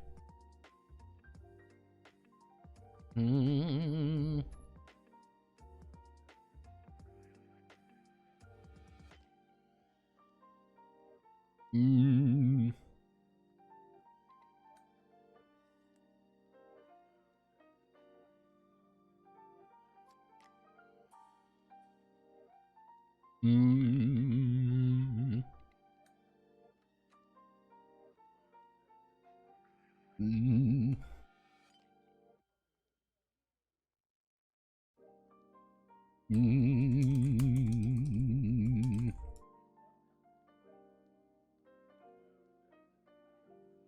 Mm.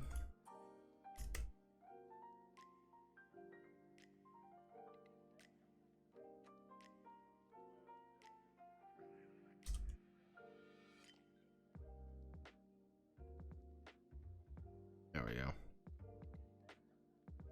You want to play Zangief, that's how you play it. It takes you a little bit. You got to buy a stance for it, but once you buy the stance for it. Mm. Mm.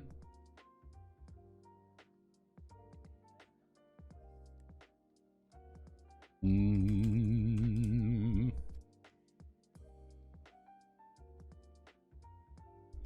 Mm.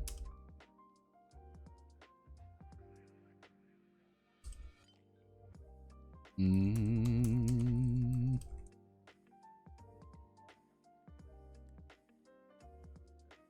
Let's see. While in the stance, the warrior is unable to perform any defensive moves. Mm.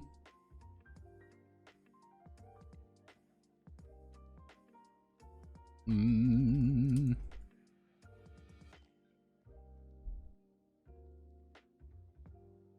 Mm.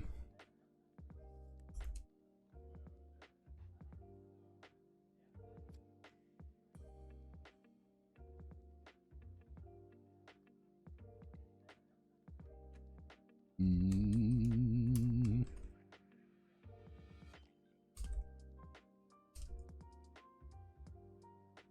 Mm. Mm.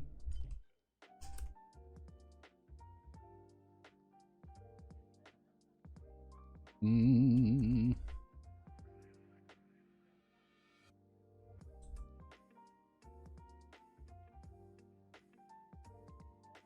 Mm.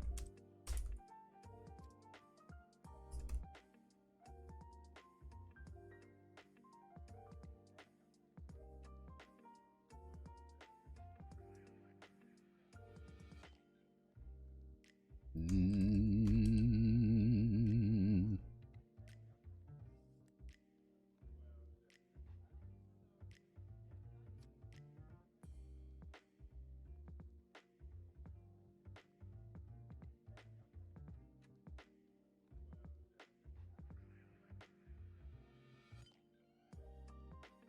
Mm.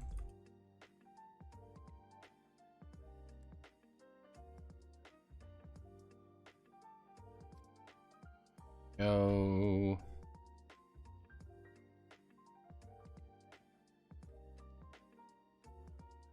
Mm.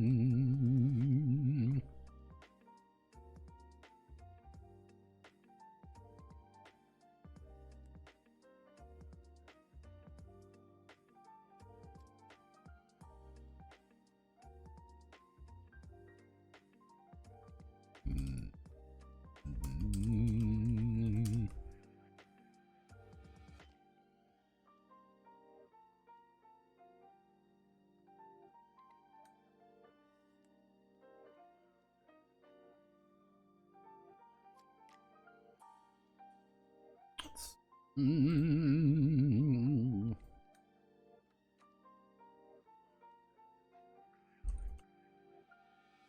Mm. Proficient.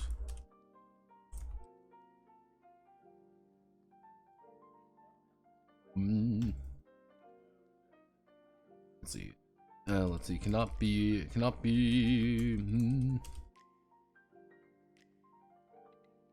Mm.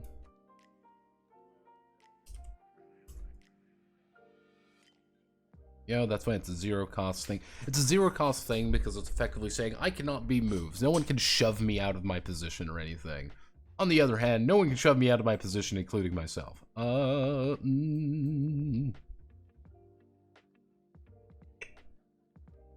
Mm.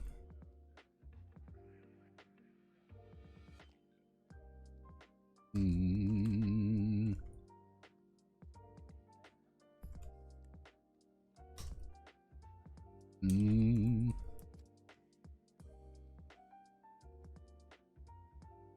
pretty much playing Rock Lee mode. This. More menu action.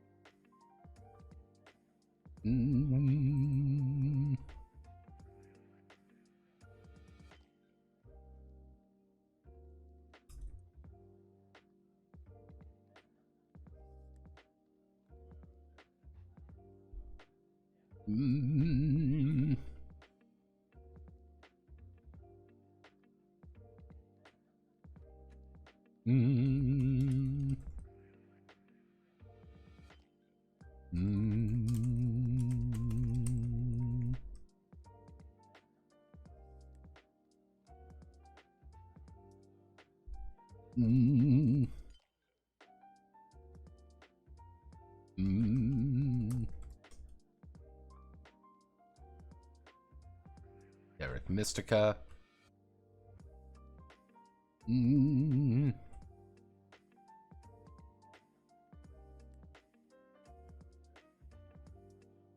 Well, in the stands, the there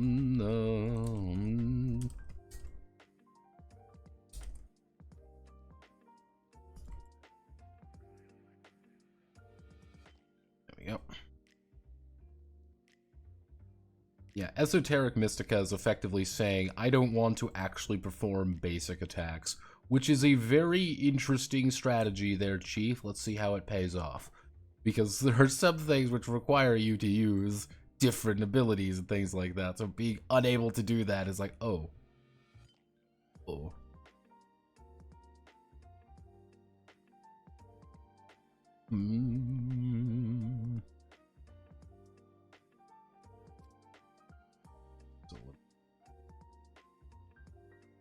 Readjust you just a smidge. Can I get this? Let's do.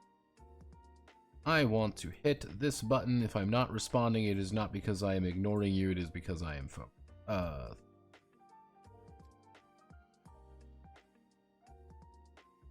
What do we do to?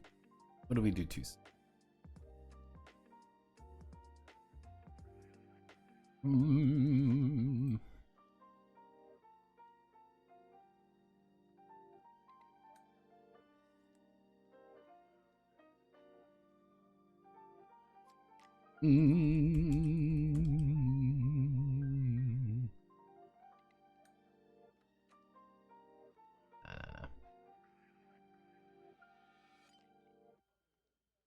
Okay. This. Let's see.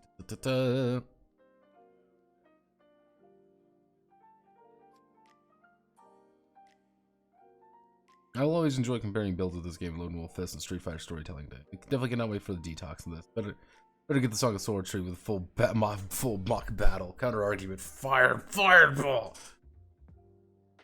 Yeah, effectively. Yeah, no, it's... I made using a weapon a little bit more cohesive in this game. Generally speaking, if you're like, I want to use a weapon, saying I want to do a weapon build is saying I want to invest a shit ton of money in getting a real weapon, which is a lot easier said than done. Because you need a metal weapon. Once you have a metal weapon, or at least you're willing to afford to buy things that are a little bit more expensive, you're gonna do a lot better in life. Because most melee weapons have a sturdiness value, which is how often you can attack with it. But if you buy a metal weapon, you no longer have to worry about sturdiness.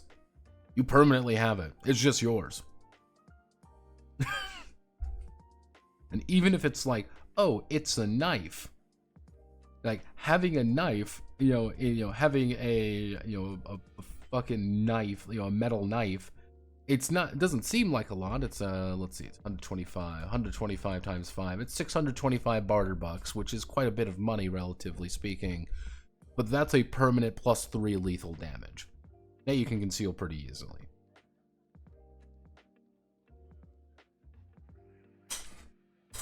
But yeah, like generally speaking, like even if we want, like I want a gun, like getting a weapon, like getting a more of a ranged weapon, that's a lot easier. Getting ranged weapons are pretty easy. The problem is that it's very expensive to play a. I want to play a ranger man. Actually, I should say.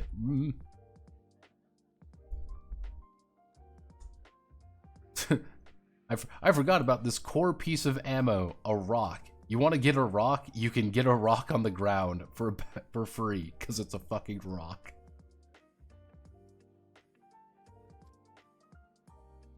All right.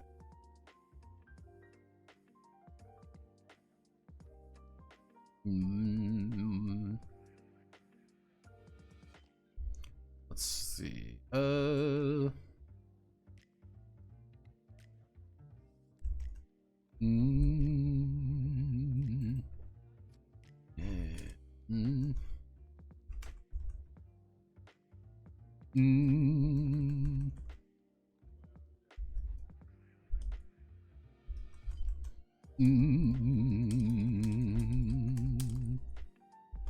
It's built into suffusing the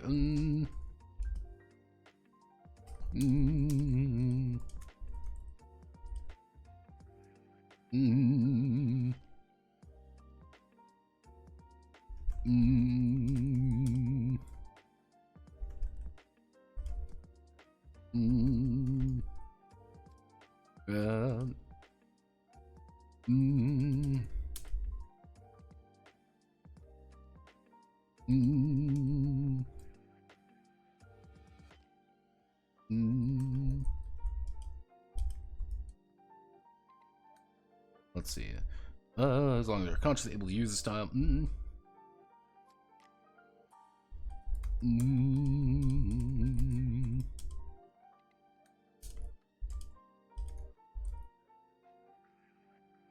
No losing. Go.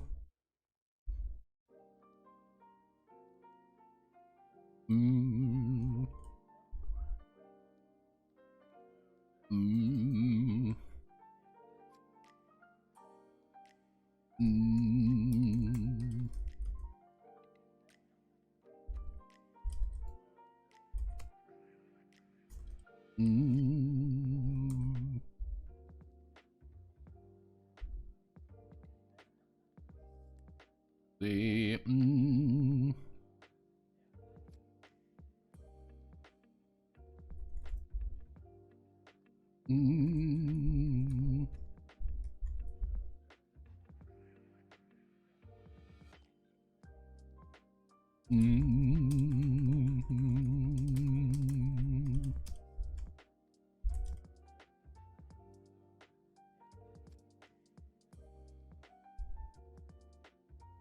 they reduce their vitality to increase either their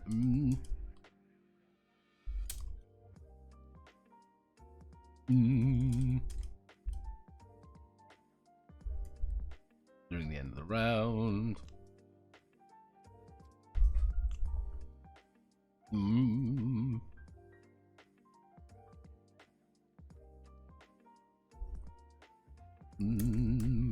Natural recovery. Let's see if the warrior skeleton warriors. If the warrior fails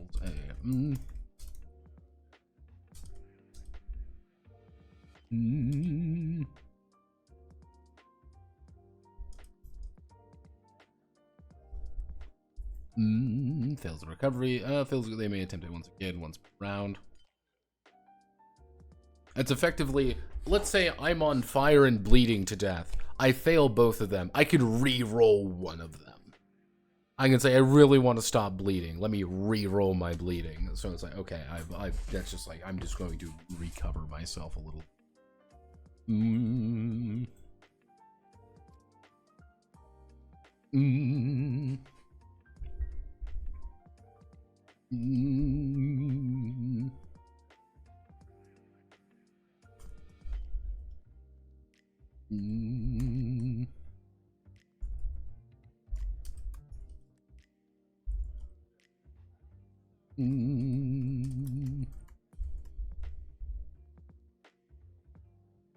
let's see. So the warrior may reduce their tension by 1, increase their actually may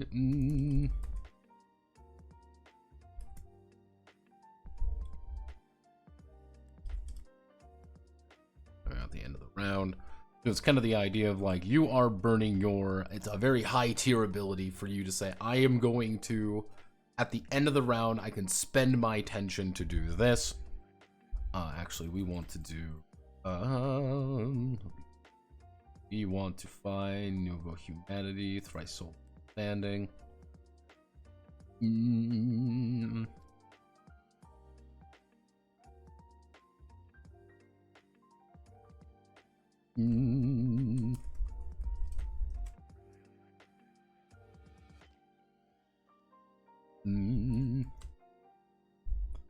Vitality recovery by +2. Just innate.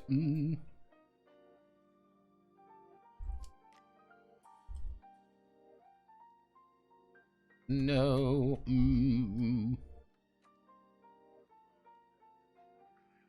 Let's see.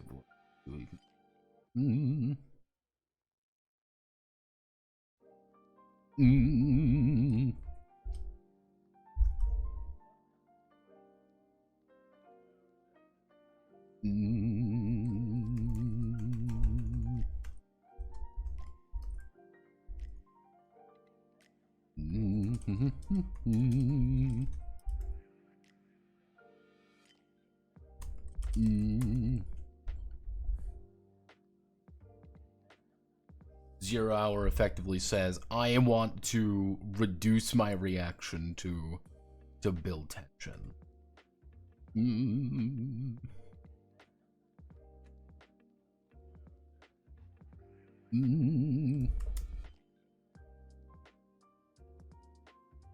Second guess, we want to put you at, I guess we can put you like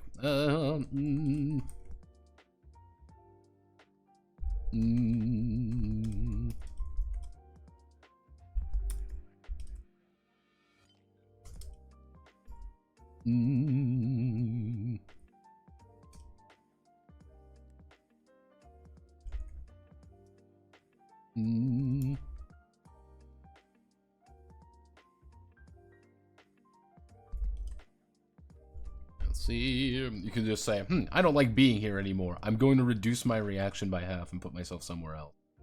Why is that useful? I don't want to be here anymore. What's the action?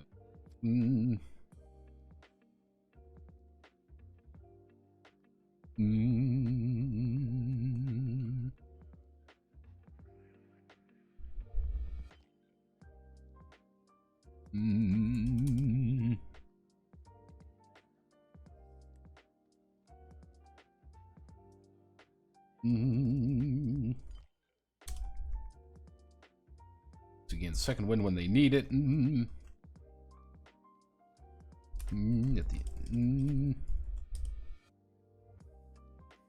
At the end of the round,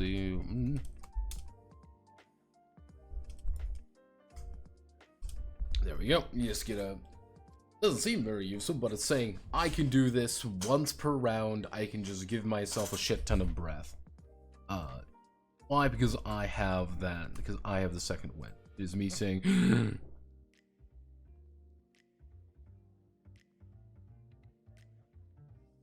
I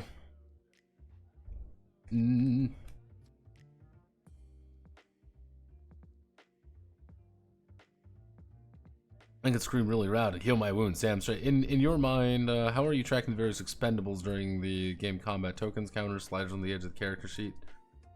Probably dice, like I do for most things.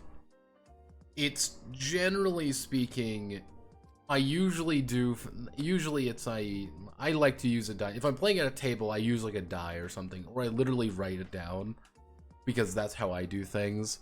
If I were to be playing on a VTT, I would literally have a little bar for someone to go up and down, up and down, up and down. Yeah, like a spin down die. If I were to do that, it would be like a spin down die is how I would recommend doing it. But Generally speaking, the only two there's three things that are going to be going up and down. There's vitality, breath, and tension. Vitality is just your health. There isn't many ways for health to go up and down outside getting your shit rocked. That's not going to go. That's going to go down more consistently, so it would just be like a box pretty much. I mean, everyone tracks HP. Breath is a little bit odd, like a little bit stranger. Because it goes up and down quite a bit. I would say use a usage die or something like that. Tension would be use a usage die, like it's just a die or something similar to that. Your preferred way of tracking, that would be my big thing. Tokens could work, little tokens or anything like that. Generally speaking, like tension is going to be built up very quickly and spent very quickly, so just like having like a thing off to the side, or little beads, or little tokens, or little poker chips, or something saying, this is what I have. But, again, that... I've always tried to write my games with the assumption that they're going to be played on a table. The various levels of success, but it's kind of one of those things, like, I understand that that is a lot easier than you would think. mm.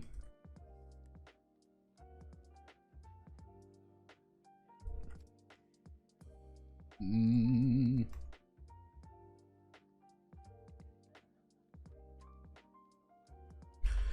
Mm. Mm. Mm.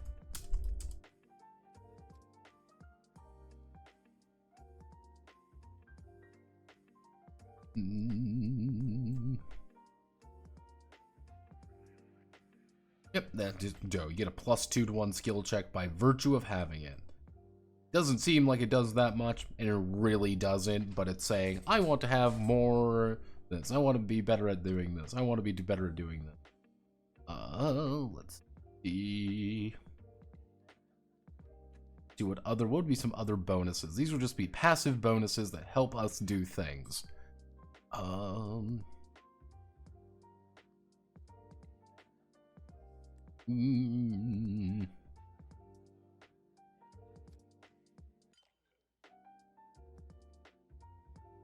Mm.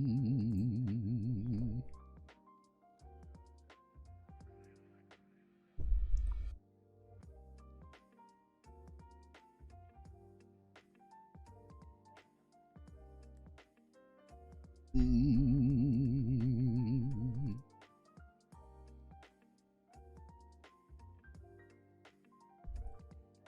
Mm.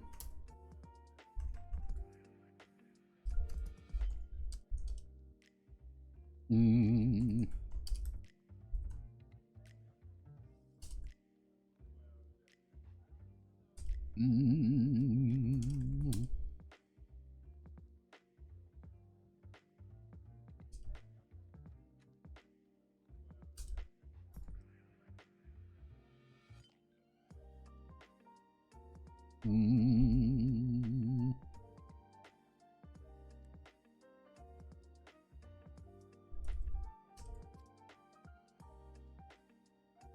Mm. Mm.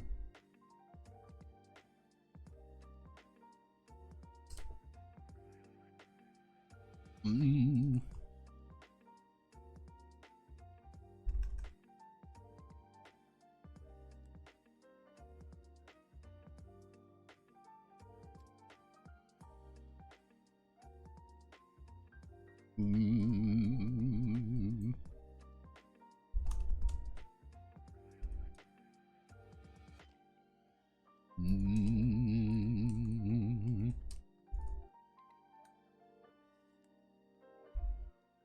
Mm.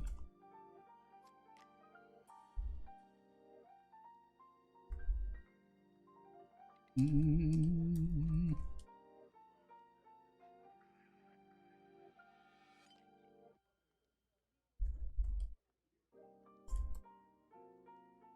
Mm.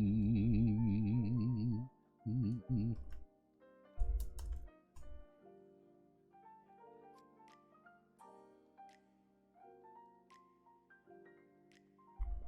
Mm. Mm.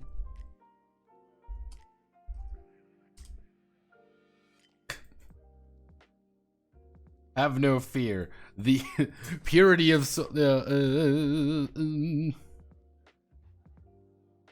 Yeah, have no fear. Select purity of soul, which is have no fear. It's your racism stat. Yeah, you want to do 1488 bullshit? Yeah, no, you can totally do that. Why not? Mm, mm,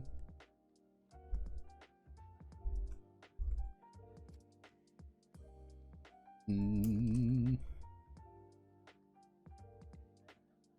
mm,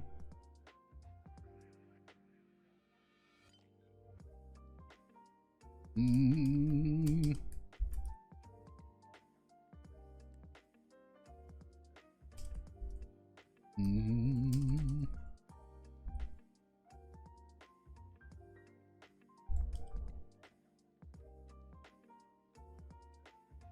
Mm.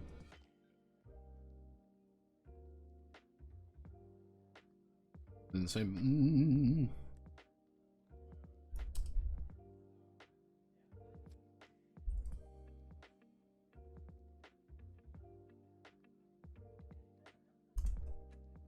Mm.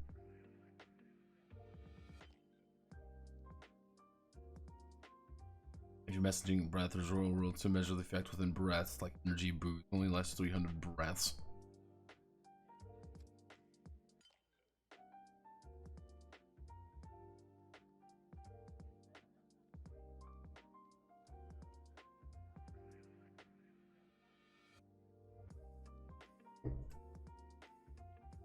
Mm.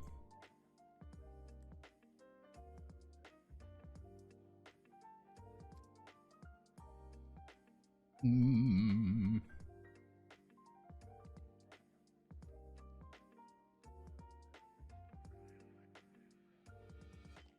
Mm.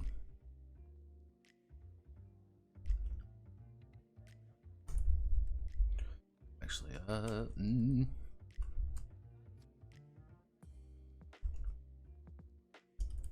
Mm.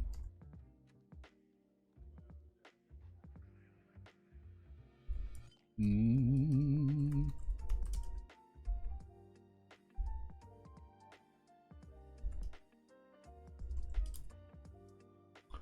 Wild costs. So we got Xenoclash. The power of racism compels you. Negatavio. Mm. Mm.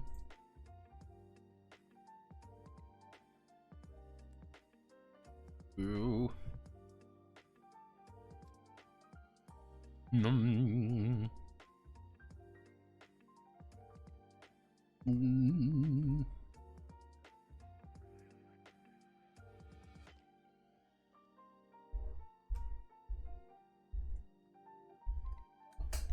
Mm.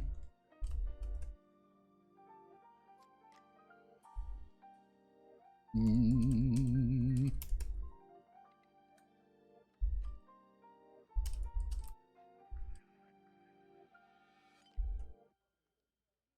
Mm.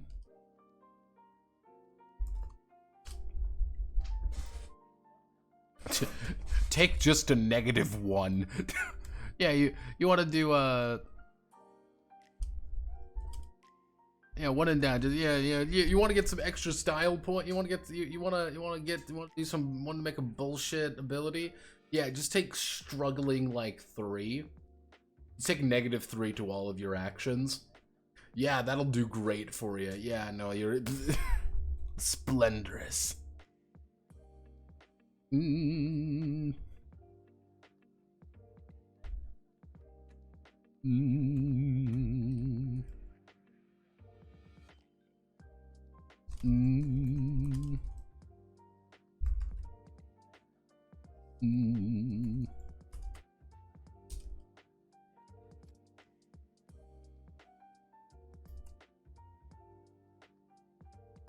Mm.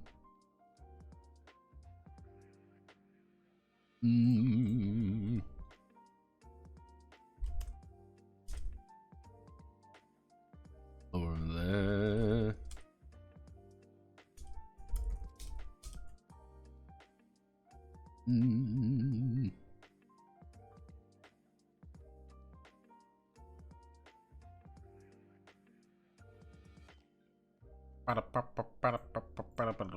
Ooh. Mm.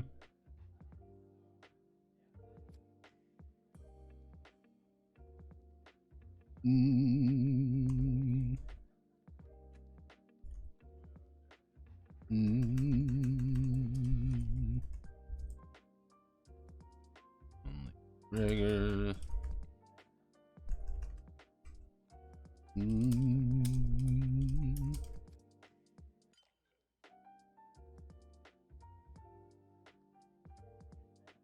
Mm.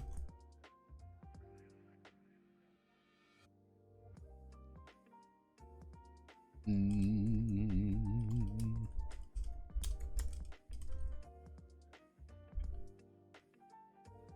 Hey, yeah, I get as long as I have momentum, I'm doing great. Uh-oh, as long as I have momentum, I have armor. Mm. Actually do outnumbered.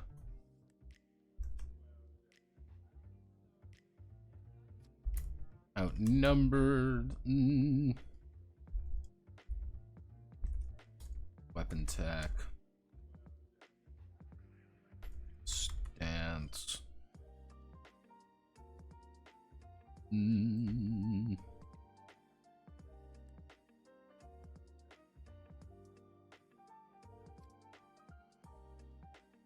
Mm.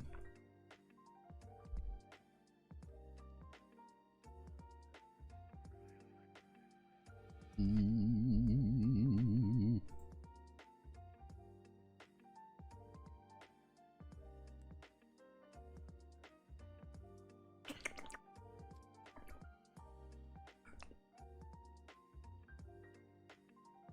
Mm.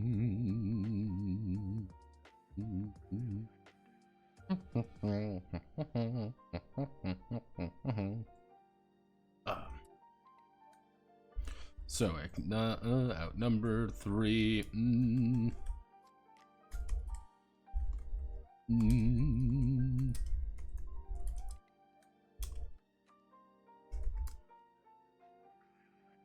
Mm.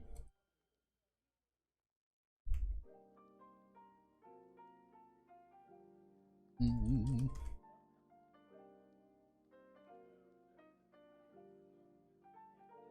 Mm. Let me find weapon art. Let's see this.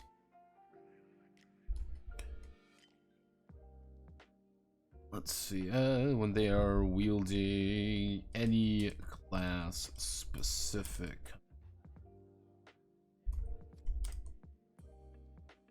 I only get my armor when I am using a weapon. Mm. Mm.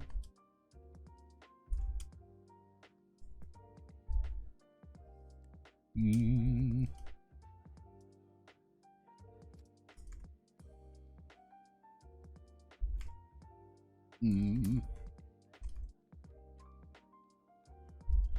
Mm. Mm.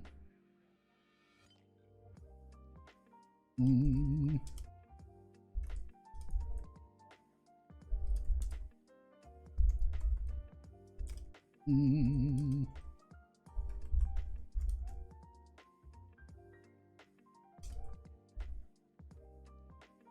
Mm.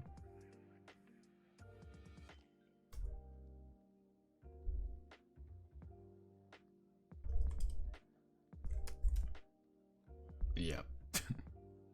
Exhausted. Mm. Mm. Once the this nade only triggers once the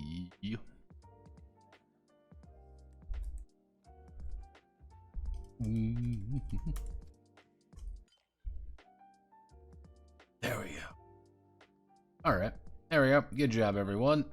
We did it. So undulating. Undulating. Don't you want to undulate with me?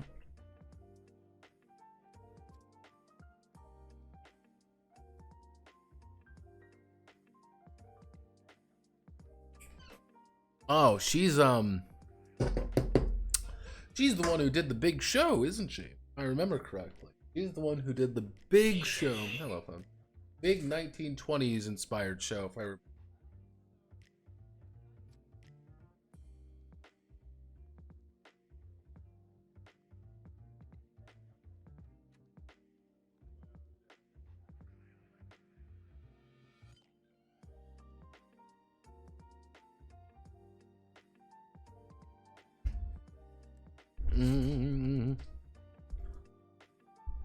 I always find it interesting.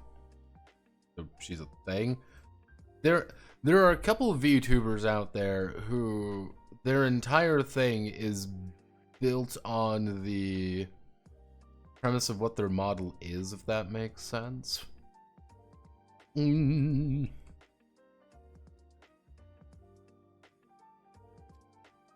Mm. Mm.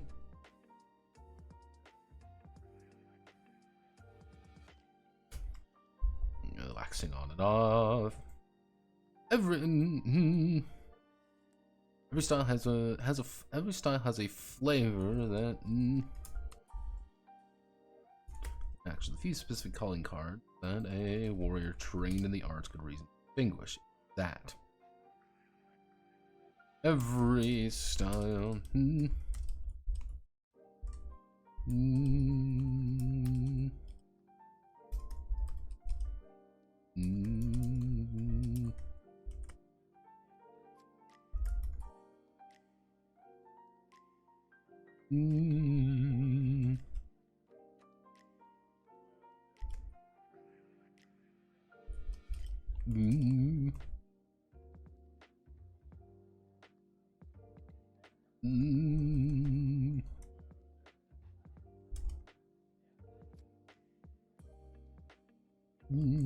Keywords.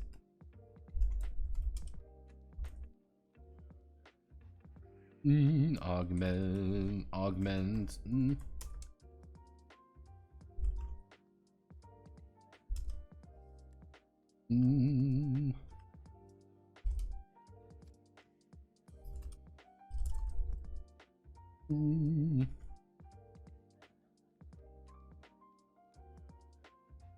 With a variety of keywords, do not need to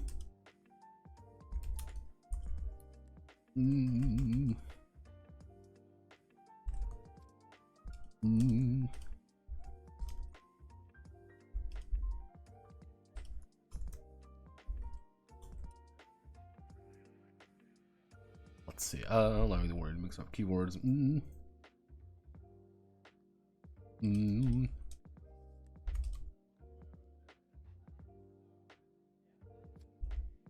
Number of keywords. Keywords in with these keywords.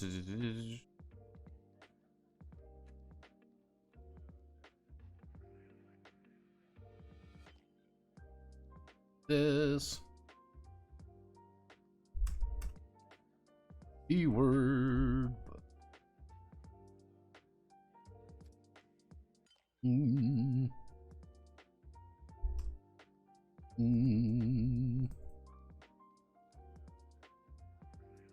Keywords are pretty simple. It's literally you have a keyword, you can apply it where you want it to apply.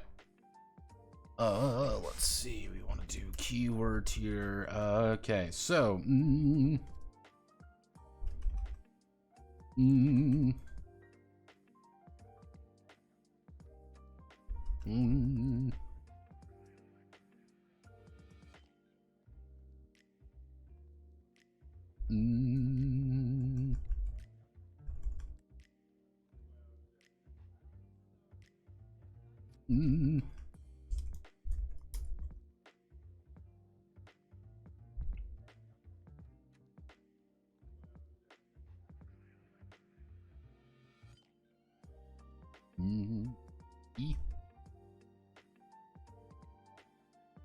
in attack. Mm.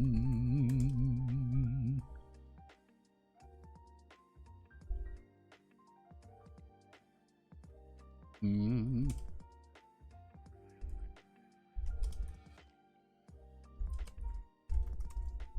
Mm. Mm. Don't forget about retaliatory attacks and defensive moves. And more of a general suggestion. Let's see.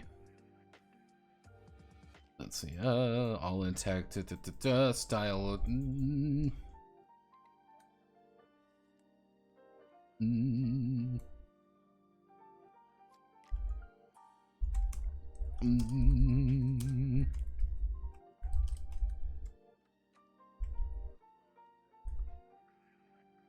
Mm. Mm.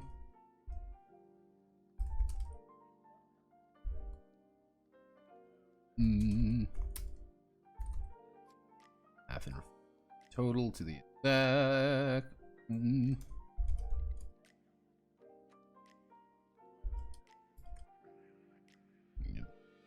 There we go. Pretty understand. All in a track. Mm.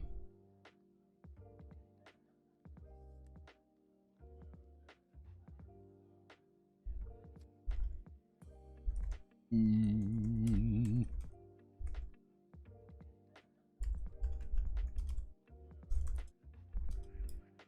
Mm.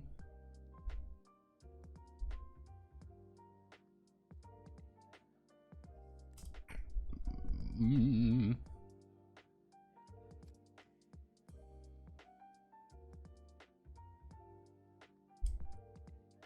Mm. Proficient. Mm.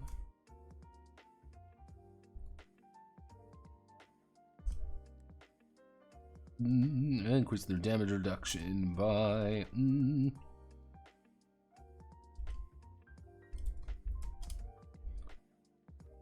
super armor value. It's effectively saying, with that keyword, it's effectively you're saying, I just want to increase my damage reduction. I want to say, no, I want to get super armor. Now, what does this mean? If you're doing a retaliatory attack, do super armor on that shit. You know, say, I got the super armor thing. I want to play a very defensive character. I want to do retaliatory attack. I'm going to get punched in the fucking face no matter what I do. I'm going to spend a shit ton on... I'm going to say, nope, I am doing a super armor on this. I am going to get punched in the fucking face, but I'm going to reduce the damage by like 4 or whatever. Doesn't seem like a lot, but instead of taking full damage, you've taken 4 damage.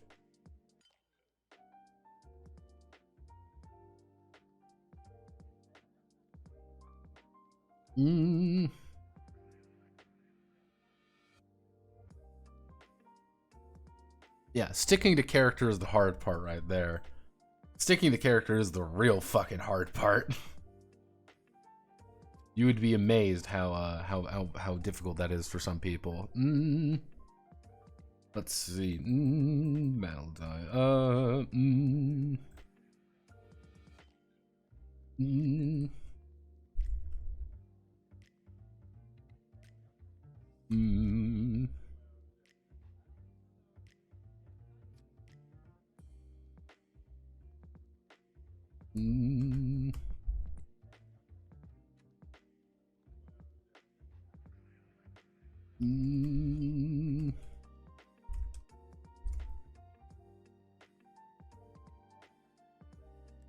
Let's see. Let's see. Whereas one of the.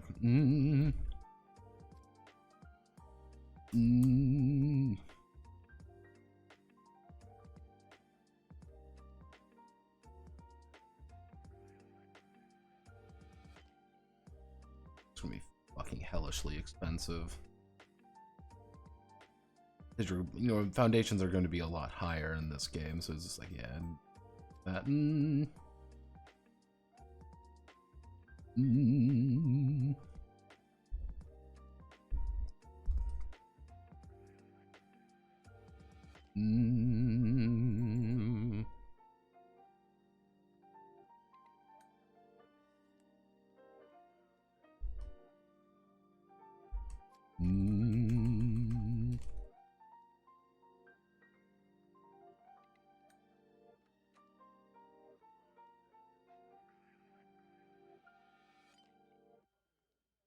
Mm.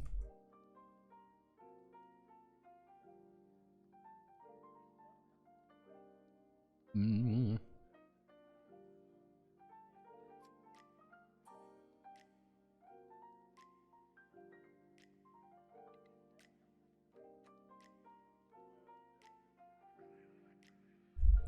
Mm.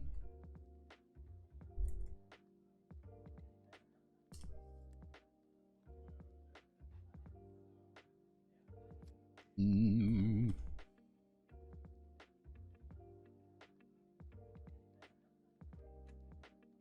Mm.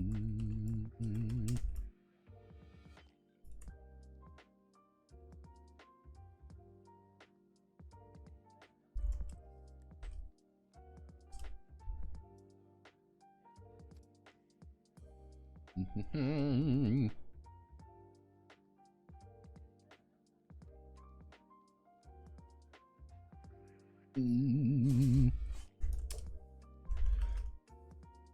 Mm. What would be a good way of wording? Actually, we want to do.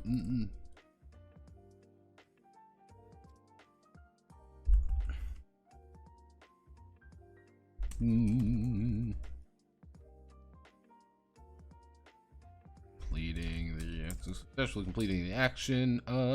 Shifts the.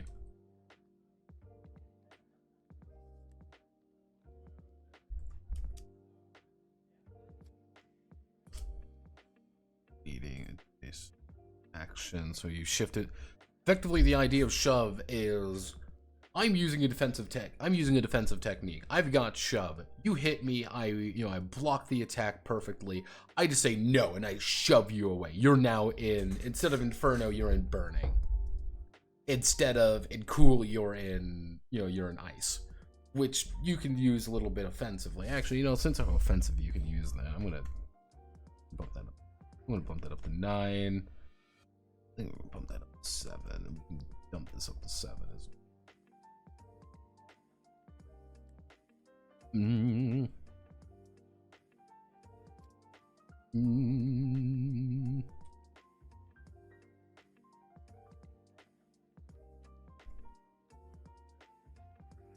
Mm. Mm.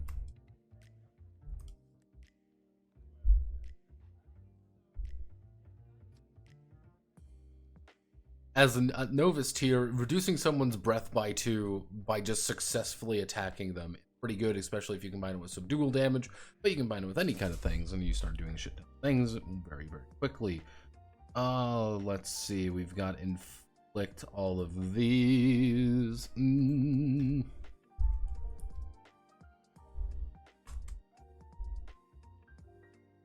Mm.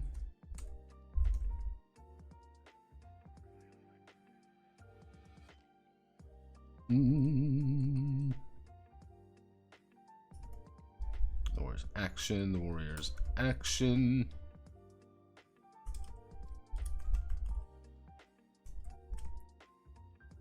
Mm. Why don't I apply this to all my moves? Well, because you could probably do something a little bit more efficiently with it. Such as, but not limited to, why don't I just apply practice to all of my grabs? Yeah, you can. On the other hand, you can also apply adrenaline to it. Which, effectively, adrenaline is arguably a better practice. But if you are doing something worth 2, taking practice is going to be a little... If you want to do a bunch of little actions, taking practice is better than taking adrenaline. If you have some really high-cost moves, you want to take adrenaline because you can reduce it down by a lot further. That's the value of adrenaline. And hence why it's also a lot more expensive. We got into the Twitch streamers, right? Streamer. I'm here because I'm curious seeing unique glimpses and creative process, fellow game designer. I don't watch that many streamers, to be honest. I'm kind of a charlatan in that regard.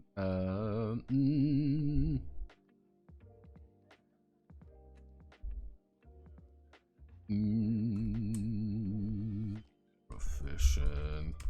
Proficient, either. Ether. Mm. Mm.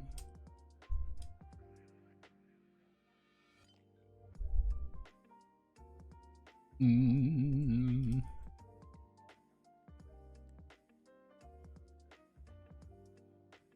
And doesn't use that much. On the other hand, mm.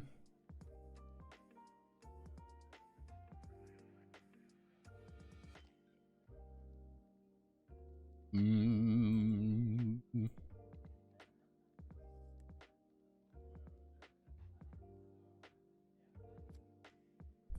Mm. Mm.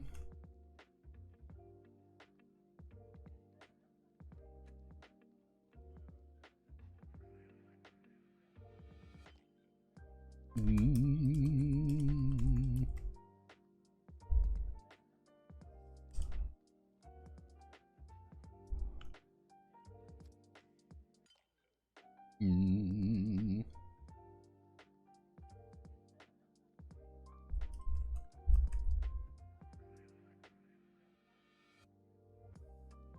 Mm.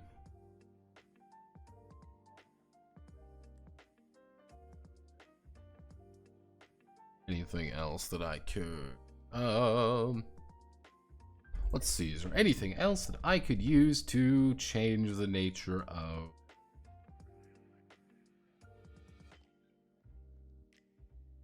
mm.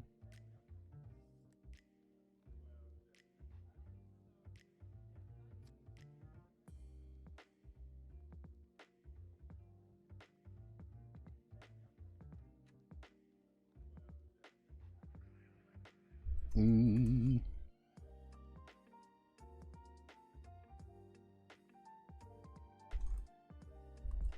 Mm.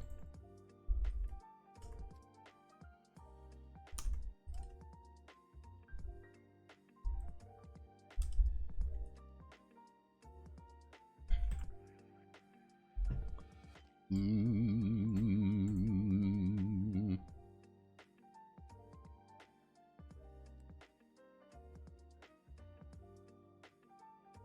Mm.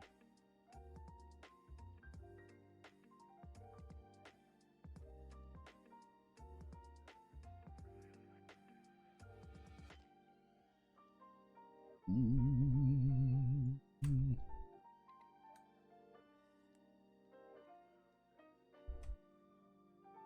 Mm. Mm. +1, +2, +1, +2, +3.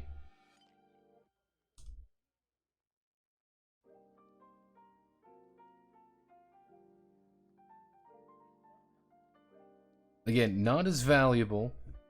Not as valuable if you are using a ranged weapon, because ranged weapons don't really benefit all that much from this. But okay, keywords are done. That means we go here, and then should do.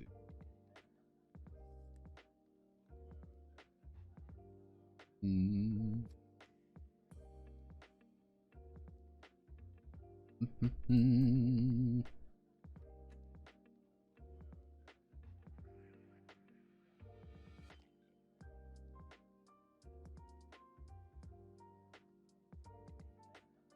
Different flow state. Yeah, no, that's how I describe it too. That's what you gotta describe it as, is effectively a flow state. Once you enter a flow state, you do a lot better. Sometimes I enter the flow state, other times I just don't. It really depends on the day. See, the worst part is this is the true agony. I still need to write tomorrow's script and record tomorrow's script. Yeah, I never did that. Yeah, I meant to do that earlier today, but I didn't. So as we say in the gamers, fuck it, we ball. You are a dumbass. Tomorrow's video kind of became a little bit more esoteric than I thought, and I kept musing about it, and I kept changing the nature of the video. I think I know what I want to talk about it right now with it. I think I know how I want to word it. It's where is, to give you an idea. Let's see, do I get it? Oh, I get hidden comments. Show me. Crossbow cucks take L's. Yes, you are an idiot. Go away. Crossbow cucks continue to take L's. Let's see. Posts. So effectively, what the plan is come on, open up. God damn it. God fucking. Effectively, I had a thing called, nobody talks about Dying Light and movement, because I've been playing Dying Light a lot, and Dying Light actually does something very fascinating, because Dying Light has movement. This is a surprising context, but I want you to think about this. When was the last TRPG that you know of that does parkour? Think about it. Just the act of moving. It's really weird the more you think about just that something so simple as the act of moving, and how complicated that is in its own way. Like, really think about this. Okay, go Assy. Let's say, for example, we've got let's say this is a building, let's say this is a building, and let's say this is a building. Now, the thing is, in Dying Light, as Kyle Crane, protagonist man, I can run, jump, run, in about 5 seconds. This is just one fluid motion of me jumping and running around. In a tabletop game, like, this is an action to jump across here. Or is it an action? And here, is this an action? How much of it is an action? Do I have to climb up? Is this an action? Is this an action? Do I have to roll dice around here? Do I not have to roll dice around here? And that's the fascinating thing, because I was really thinking about the concept of movement with Dying Light. Because I don't think you can. But even more, like, wonky is when you introduce things like, let's say there's a zombie here. In Dying Light, you'd be able to jump, go down, dive kick this person, dive kick this zombie, say, alright, I'm done here, recover, jump up, and continue running. This is all one fluid motion. This is a, like, even like jumping here, is this a check?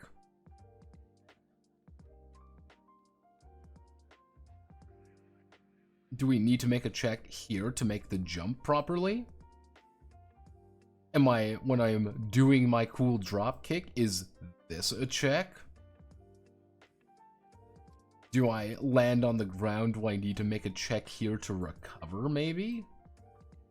After I get up from doing that action and jump up here, is this a check? We've possibly done 4 different checks in that, like, 5-second exchange. Do we need to do that? Is there a way to make that easier? Maybe a way to make them more interesting? That's what I'm, like, talking about Dying Light in that context is really fascinating. I don't think I can think. Yeah, it's really weird. It's a weird thing to think about. Of just how basic the idea of physical movement can be. And that's what I kind of wanted to talk about with that video, being like, yeah, let's talk about Dying Light, but like, here's a deeper context about the nature of movement. Because one of the big things about the DLC, the ending of the game, effectively, is called the Following. And in the Following, you don't have a lot of that parkour stuff anymore. They take that away from you. It's this huge open world, effectively, that you get to fuck around in, but you drive around in it a lot. And it's really interesting that I was missing. I was really missing the parkour stuff. I was missing being able to jump from building to building. And I thought about it more, being like, because I'm not doing anything, really. I'm holding down the W key and occasionally hitting shift to boost. I'm not thinking about where I want to jump. I'm not realizing, okay, I want to jump here because that's going to keep my speed up. If I jump here to here to here, I can keep my speed and never slow down. And I'm like, oh, it's interesting.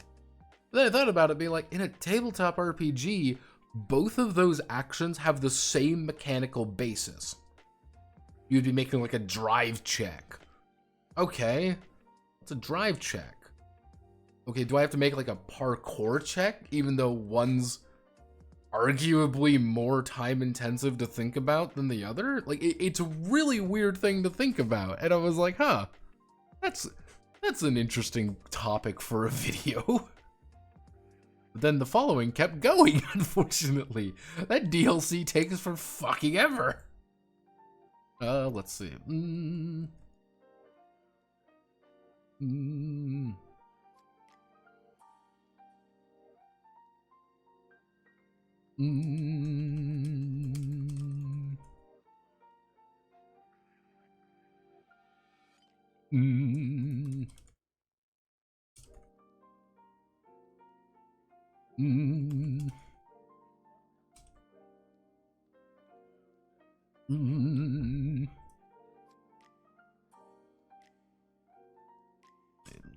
Why does it manipulate their right?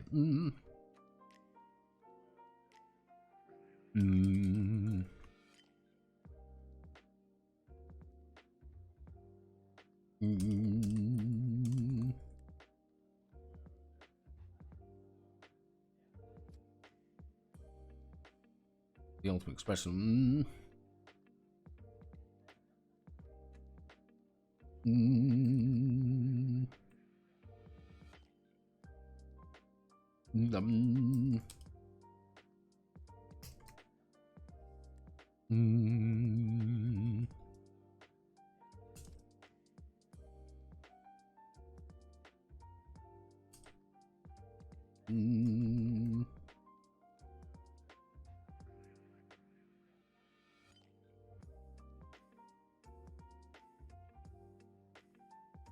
Let's see, perfect enlightenment. However, let's see.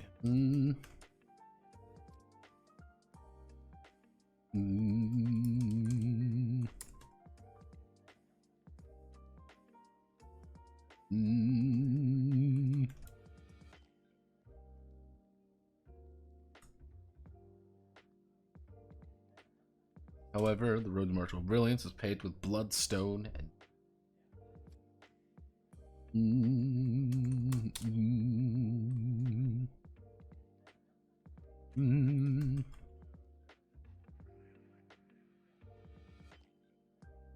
2 tracks of experience.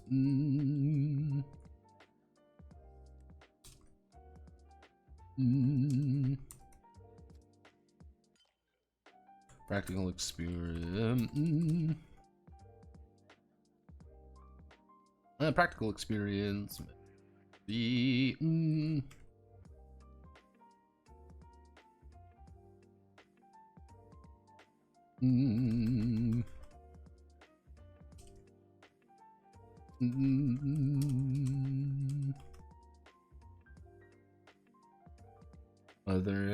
whether it's fighting through the slums for a paycheck.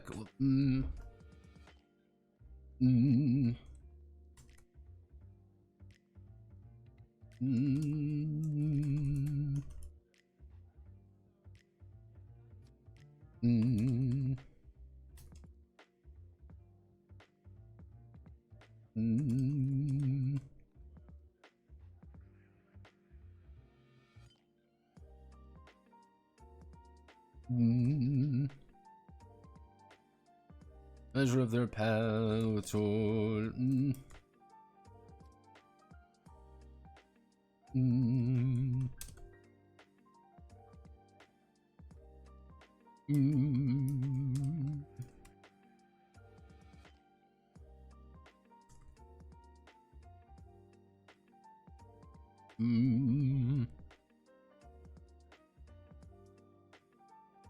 Actually, practical.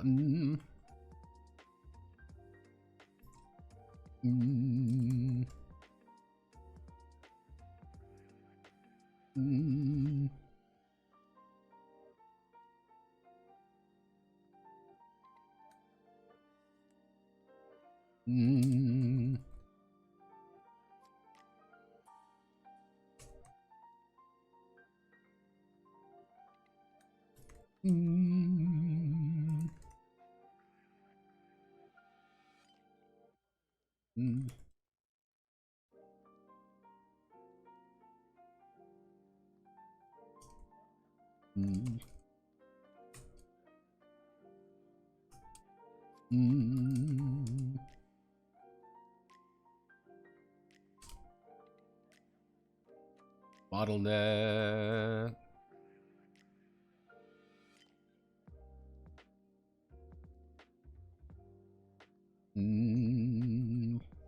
Kind of the idea of like, yeah, there's the idea of just bottlenecking. Like, yeah, it doesn't matter how like amazing of a martial artist you are, being like, if you don't understand to live like a normal fucking human being, this ain't.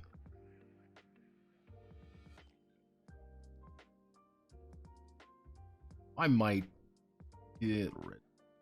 Actually, no, we're gonna use a so table practical experience. Generally, we just need something like that. We're gonna do this. We're gonna sell. Practical experience.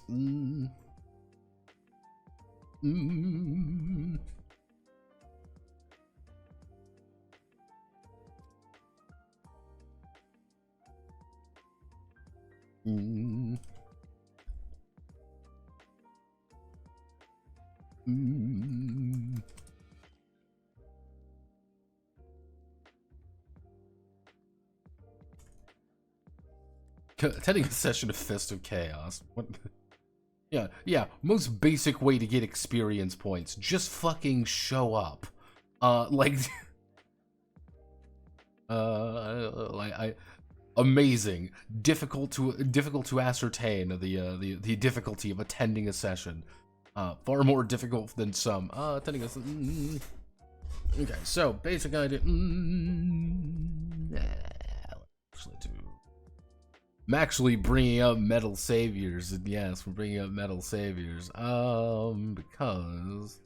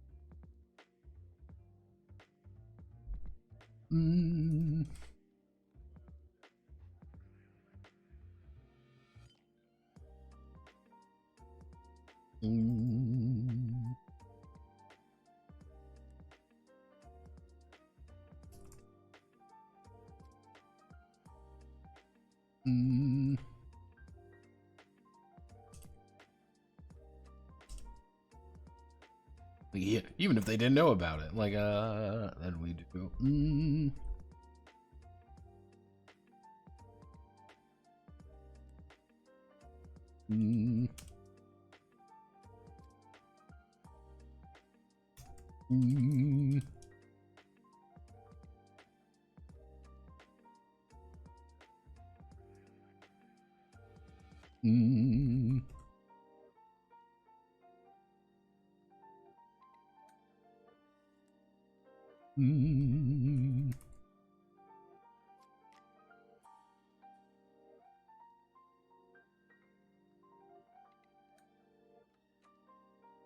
Mm.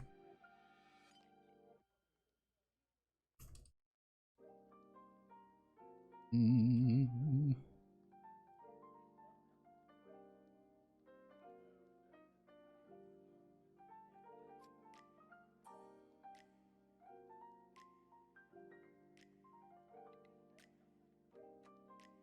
Mm.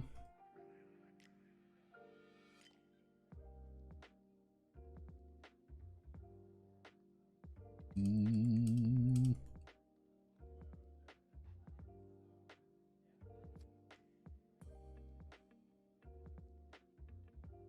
Mm.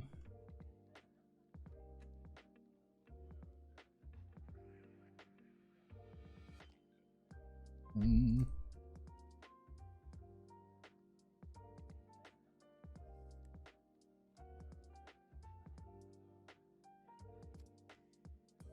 There you go. Or who is more helpful and interest? Who is more helpful? Mm.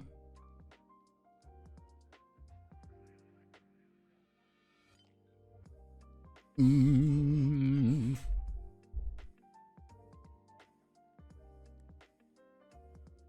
Or just fun. It's like, yeah, you just did some crazy shit. Good job. Yeah, experience. Because what I want you to do is the goal with practical experience is that you are playing the game. This may seem complicated. I just want you to understand you're playing the game.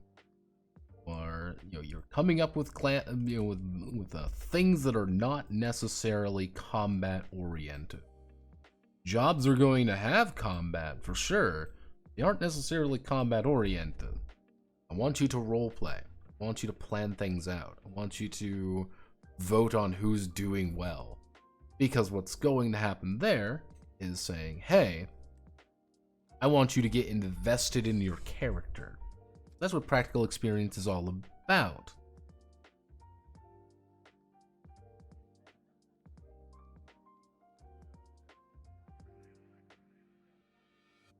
Yeah, attendance per.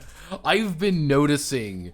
Here's the thing. I've been noticing that way more in like certain games. Being like, how many hours did you actually play the game? Did you play for 3? Then you get 9 experience. Yeah, okay. Did you play for 10? Then yeah, you're gonna get 30 fucking experience. You spent a lot of fucking time. Like, yeah.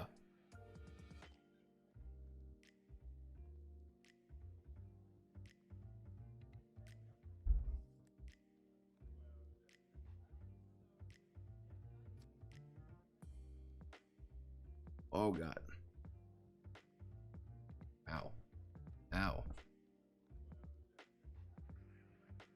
Oh, right there.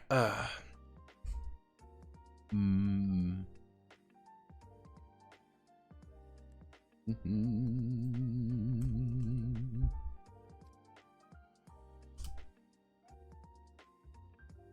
Mm.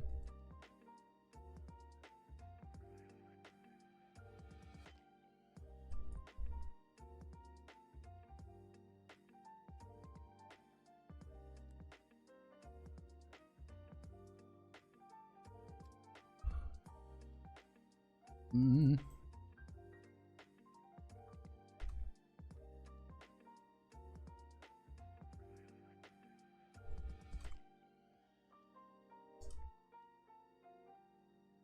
Mm.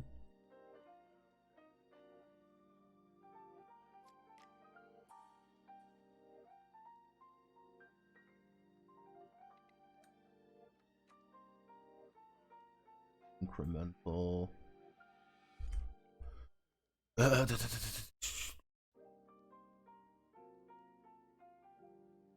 Mm.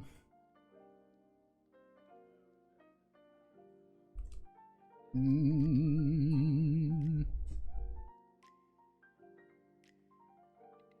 Mm.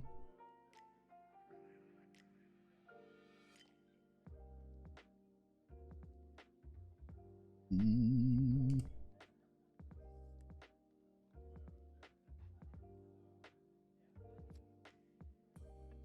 Mm.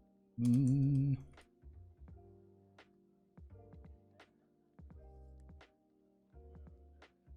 Mm.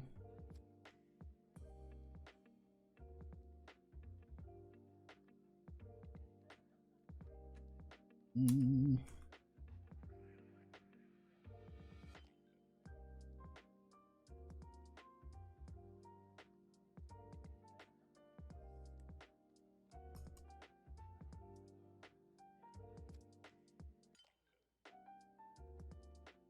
Mm. Mm.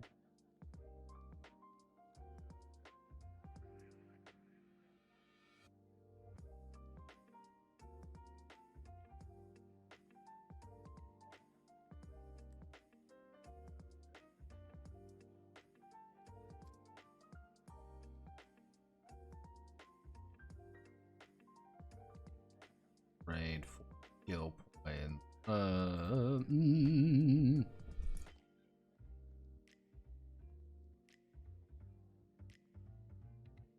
Mm.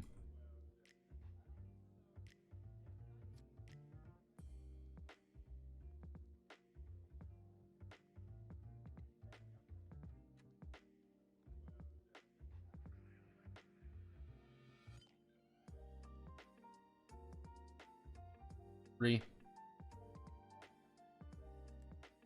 3. Mm. Mm.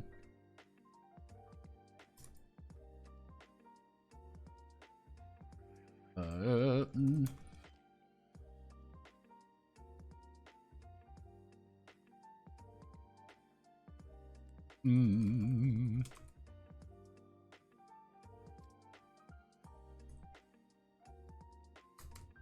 Mm.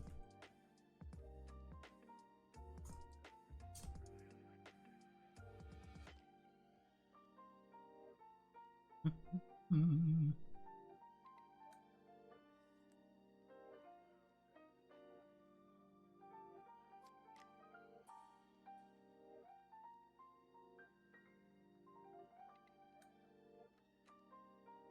That. Mm.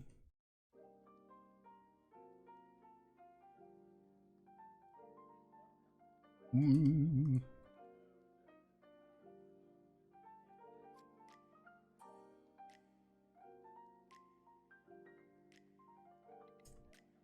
Mm.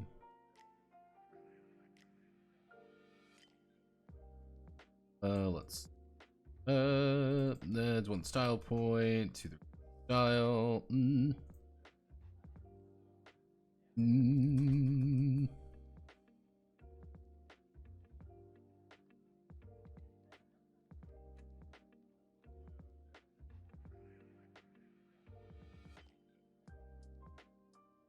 Mm. Mm. Mm.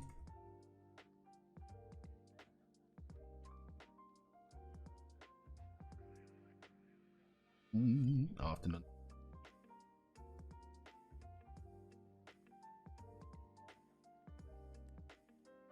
Mm.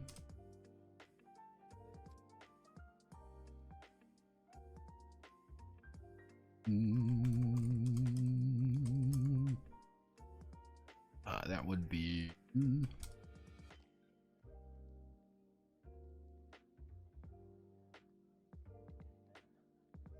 Mm.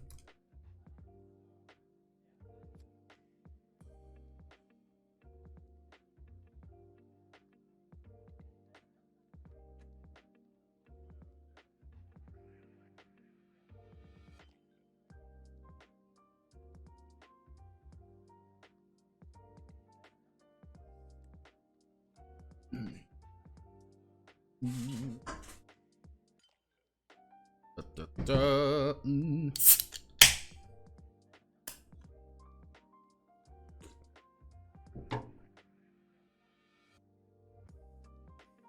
Mm.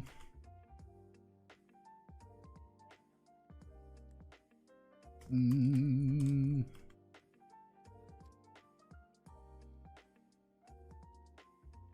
Mm.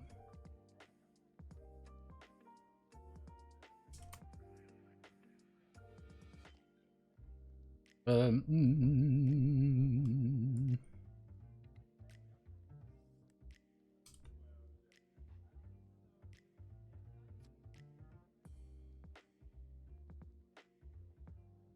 Mm.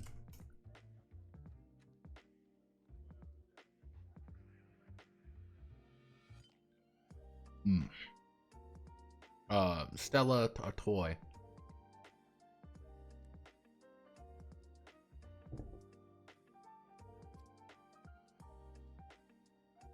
Half the audience evaporated. Yeah. One will combat with comedically stronger enemies.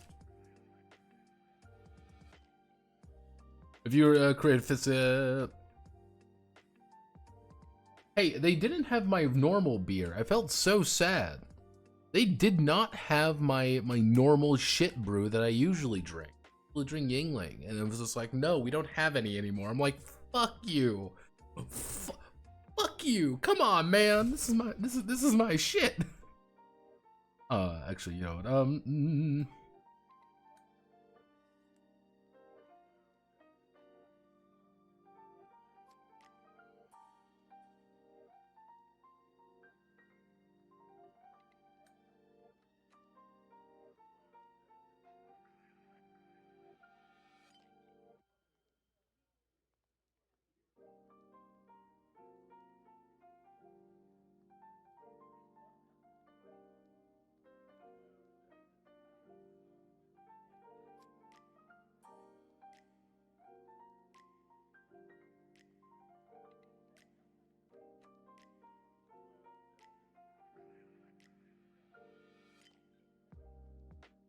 They survive, they'll definitely learn not to do that again. Like, to give you an idea of what 3 steps would look like. So let's say we've got D6. You're starting like, yeah, I'm a cool dude. D6 would be D8, D10, D12. They punch you once. They do D12 damage. They can use bullshit techniques. That's what they are allowed to use. They're like, oh, BRB, let me just do 8d12 damage to you because I've got all these cool techniques and stuff as I bend you over backwards and rip both your arms off. Hee hee hoo hoo. I was like, ah! Like, I don't want to fight you anymore. I'm going to fucking die. We want... Ooh, complexity, complex. Mm.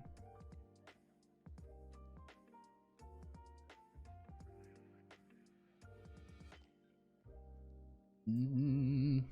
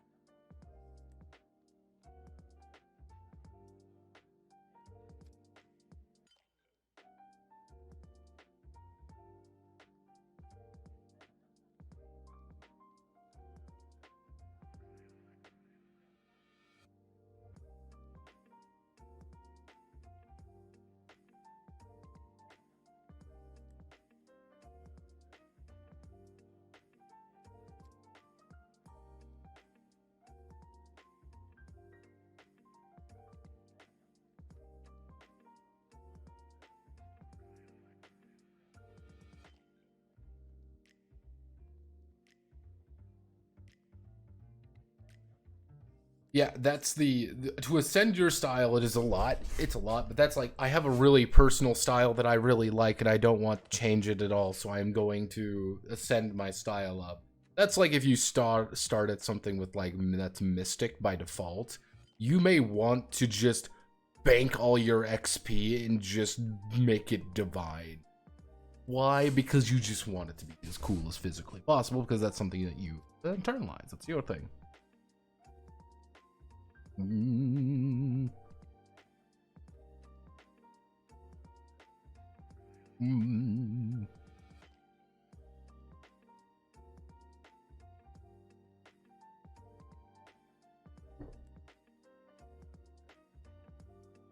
Mm. Mm.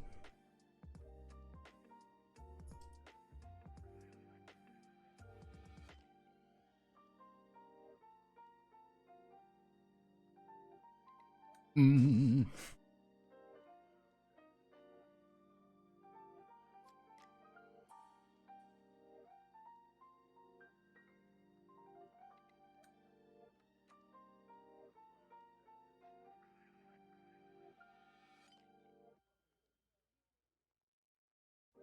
Mm.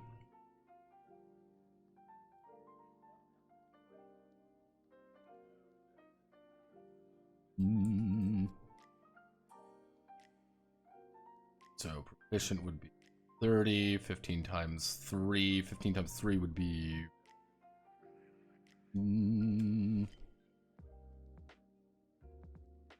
15 times 4, 15. 5 would not 5. Mm.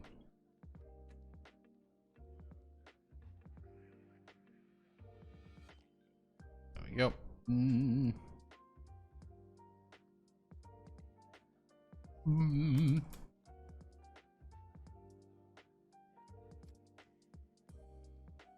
Mm.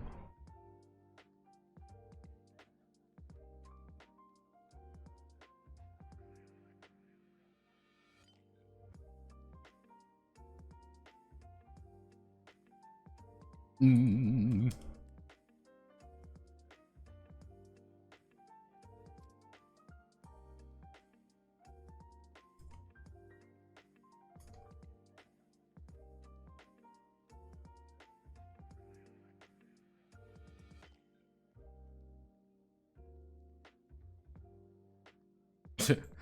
Yeah, it is like, yeah, you just kind of came up with a brand new style. How? Well, you just kind of improvised it. You didn't really think that too far. You know, you didn't really think that far ahead, to be honest. Why would you? You're a fucking martial artist. You're a dumbass. Like, yeah, man, you're just kind of raw dogging that shit. You're like, yeah, I know what I'm doing. What? Like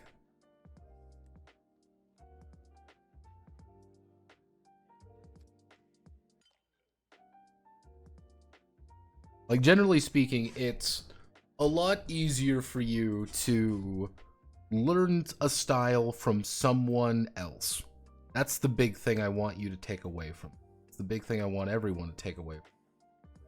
It's a hell of a lot easier for you to learn a new style from somebody. Someone can teach you. And what does this mean? This means that I want to find someone who can teach me a divine style. That person's going to probably want to charge you a couple $1,000 billion. How do I convince him to let me to teach me this? But how do you convince them to teach you a novice style? Novice styles are pretty fucking easy to learn. But why would you ever want just a novice style? Why would you ever want just a proficient style or a novice style? I should even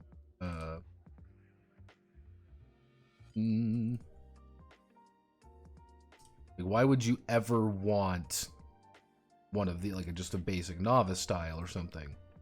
Because you can. Because you can develop something from that, and then you're like, oh yeah, no, this is just an idea I had that maybe gives you a bonus something. That maybe gives you a bonus. Maybe not. Maybe you just want to do something. I don't fucking...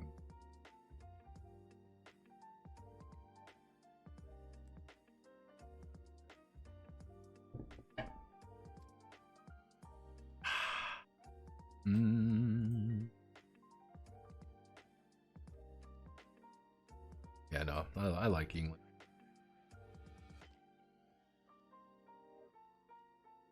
There's a couple things around here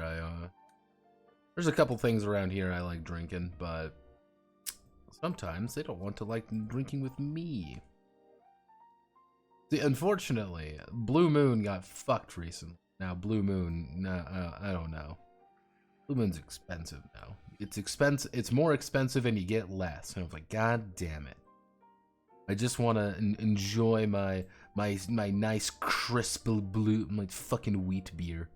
I want to enjoy my wheat beer.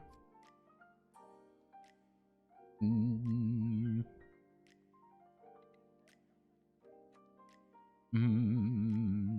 we.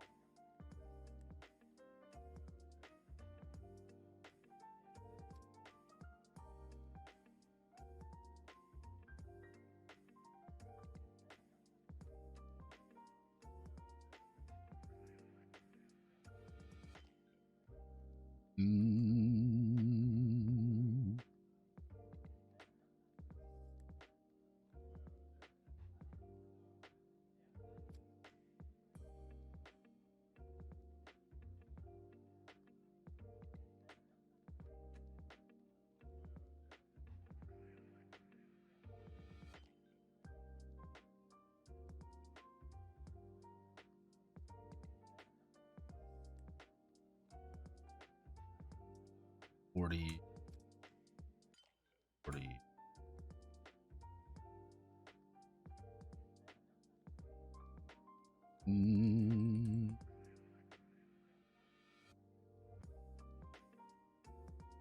We need to increase 40. This was 40, so we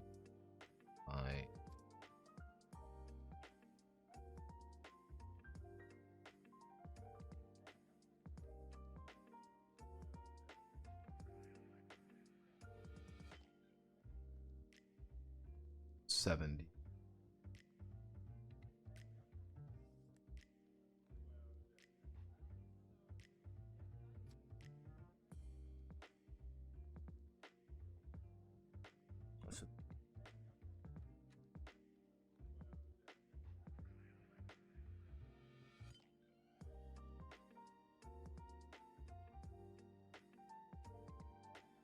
I'm gonna probably find out the answers later. Like, I know what I want to have happen here.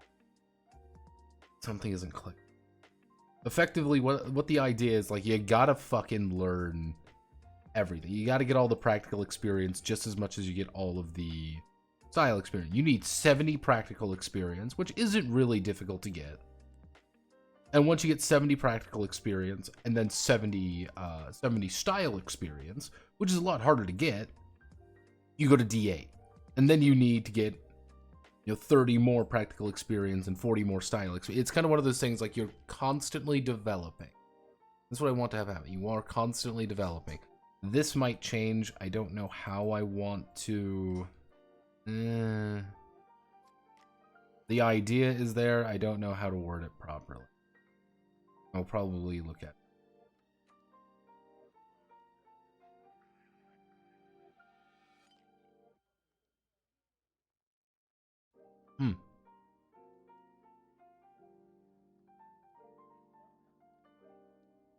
I think we're done.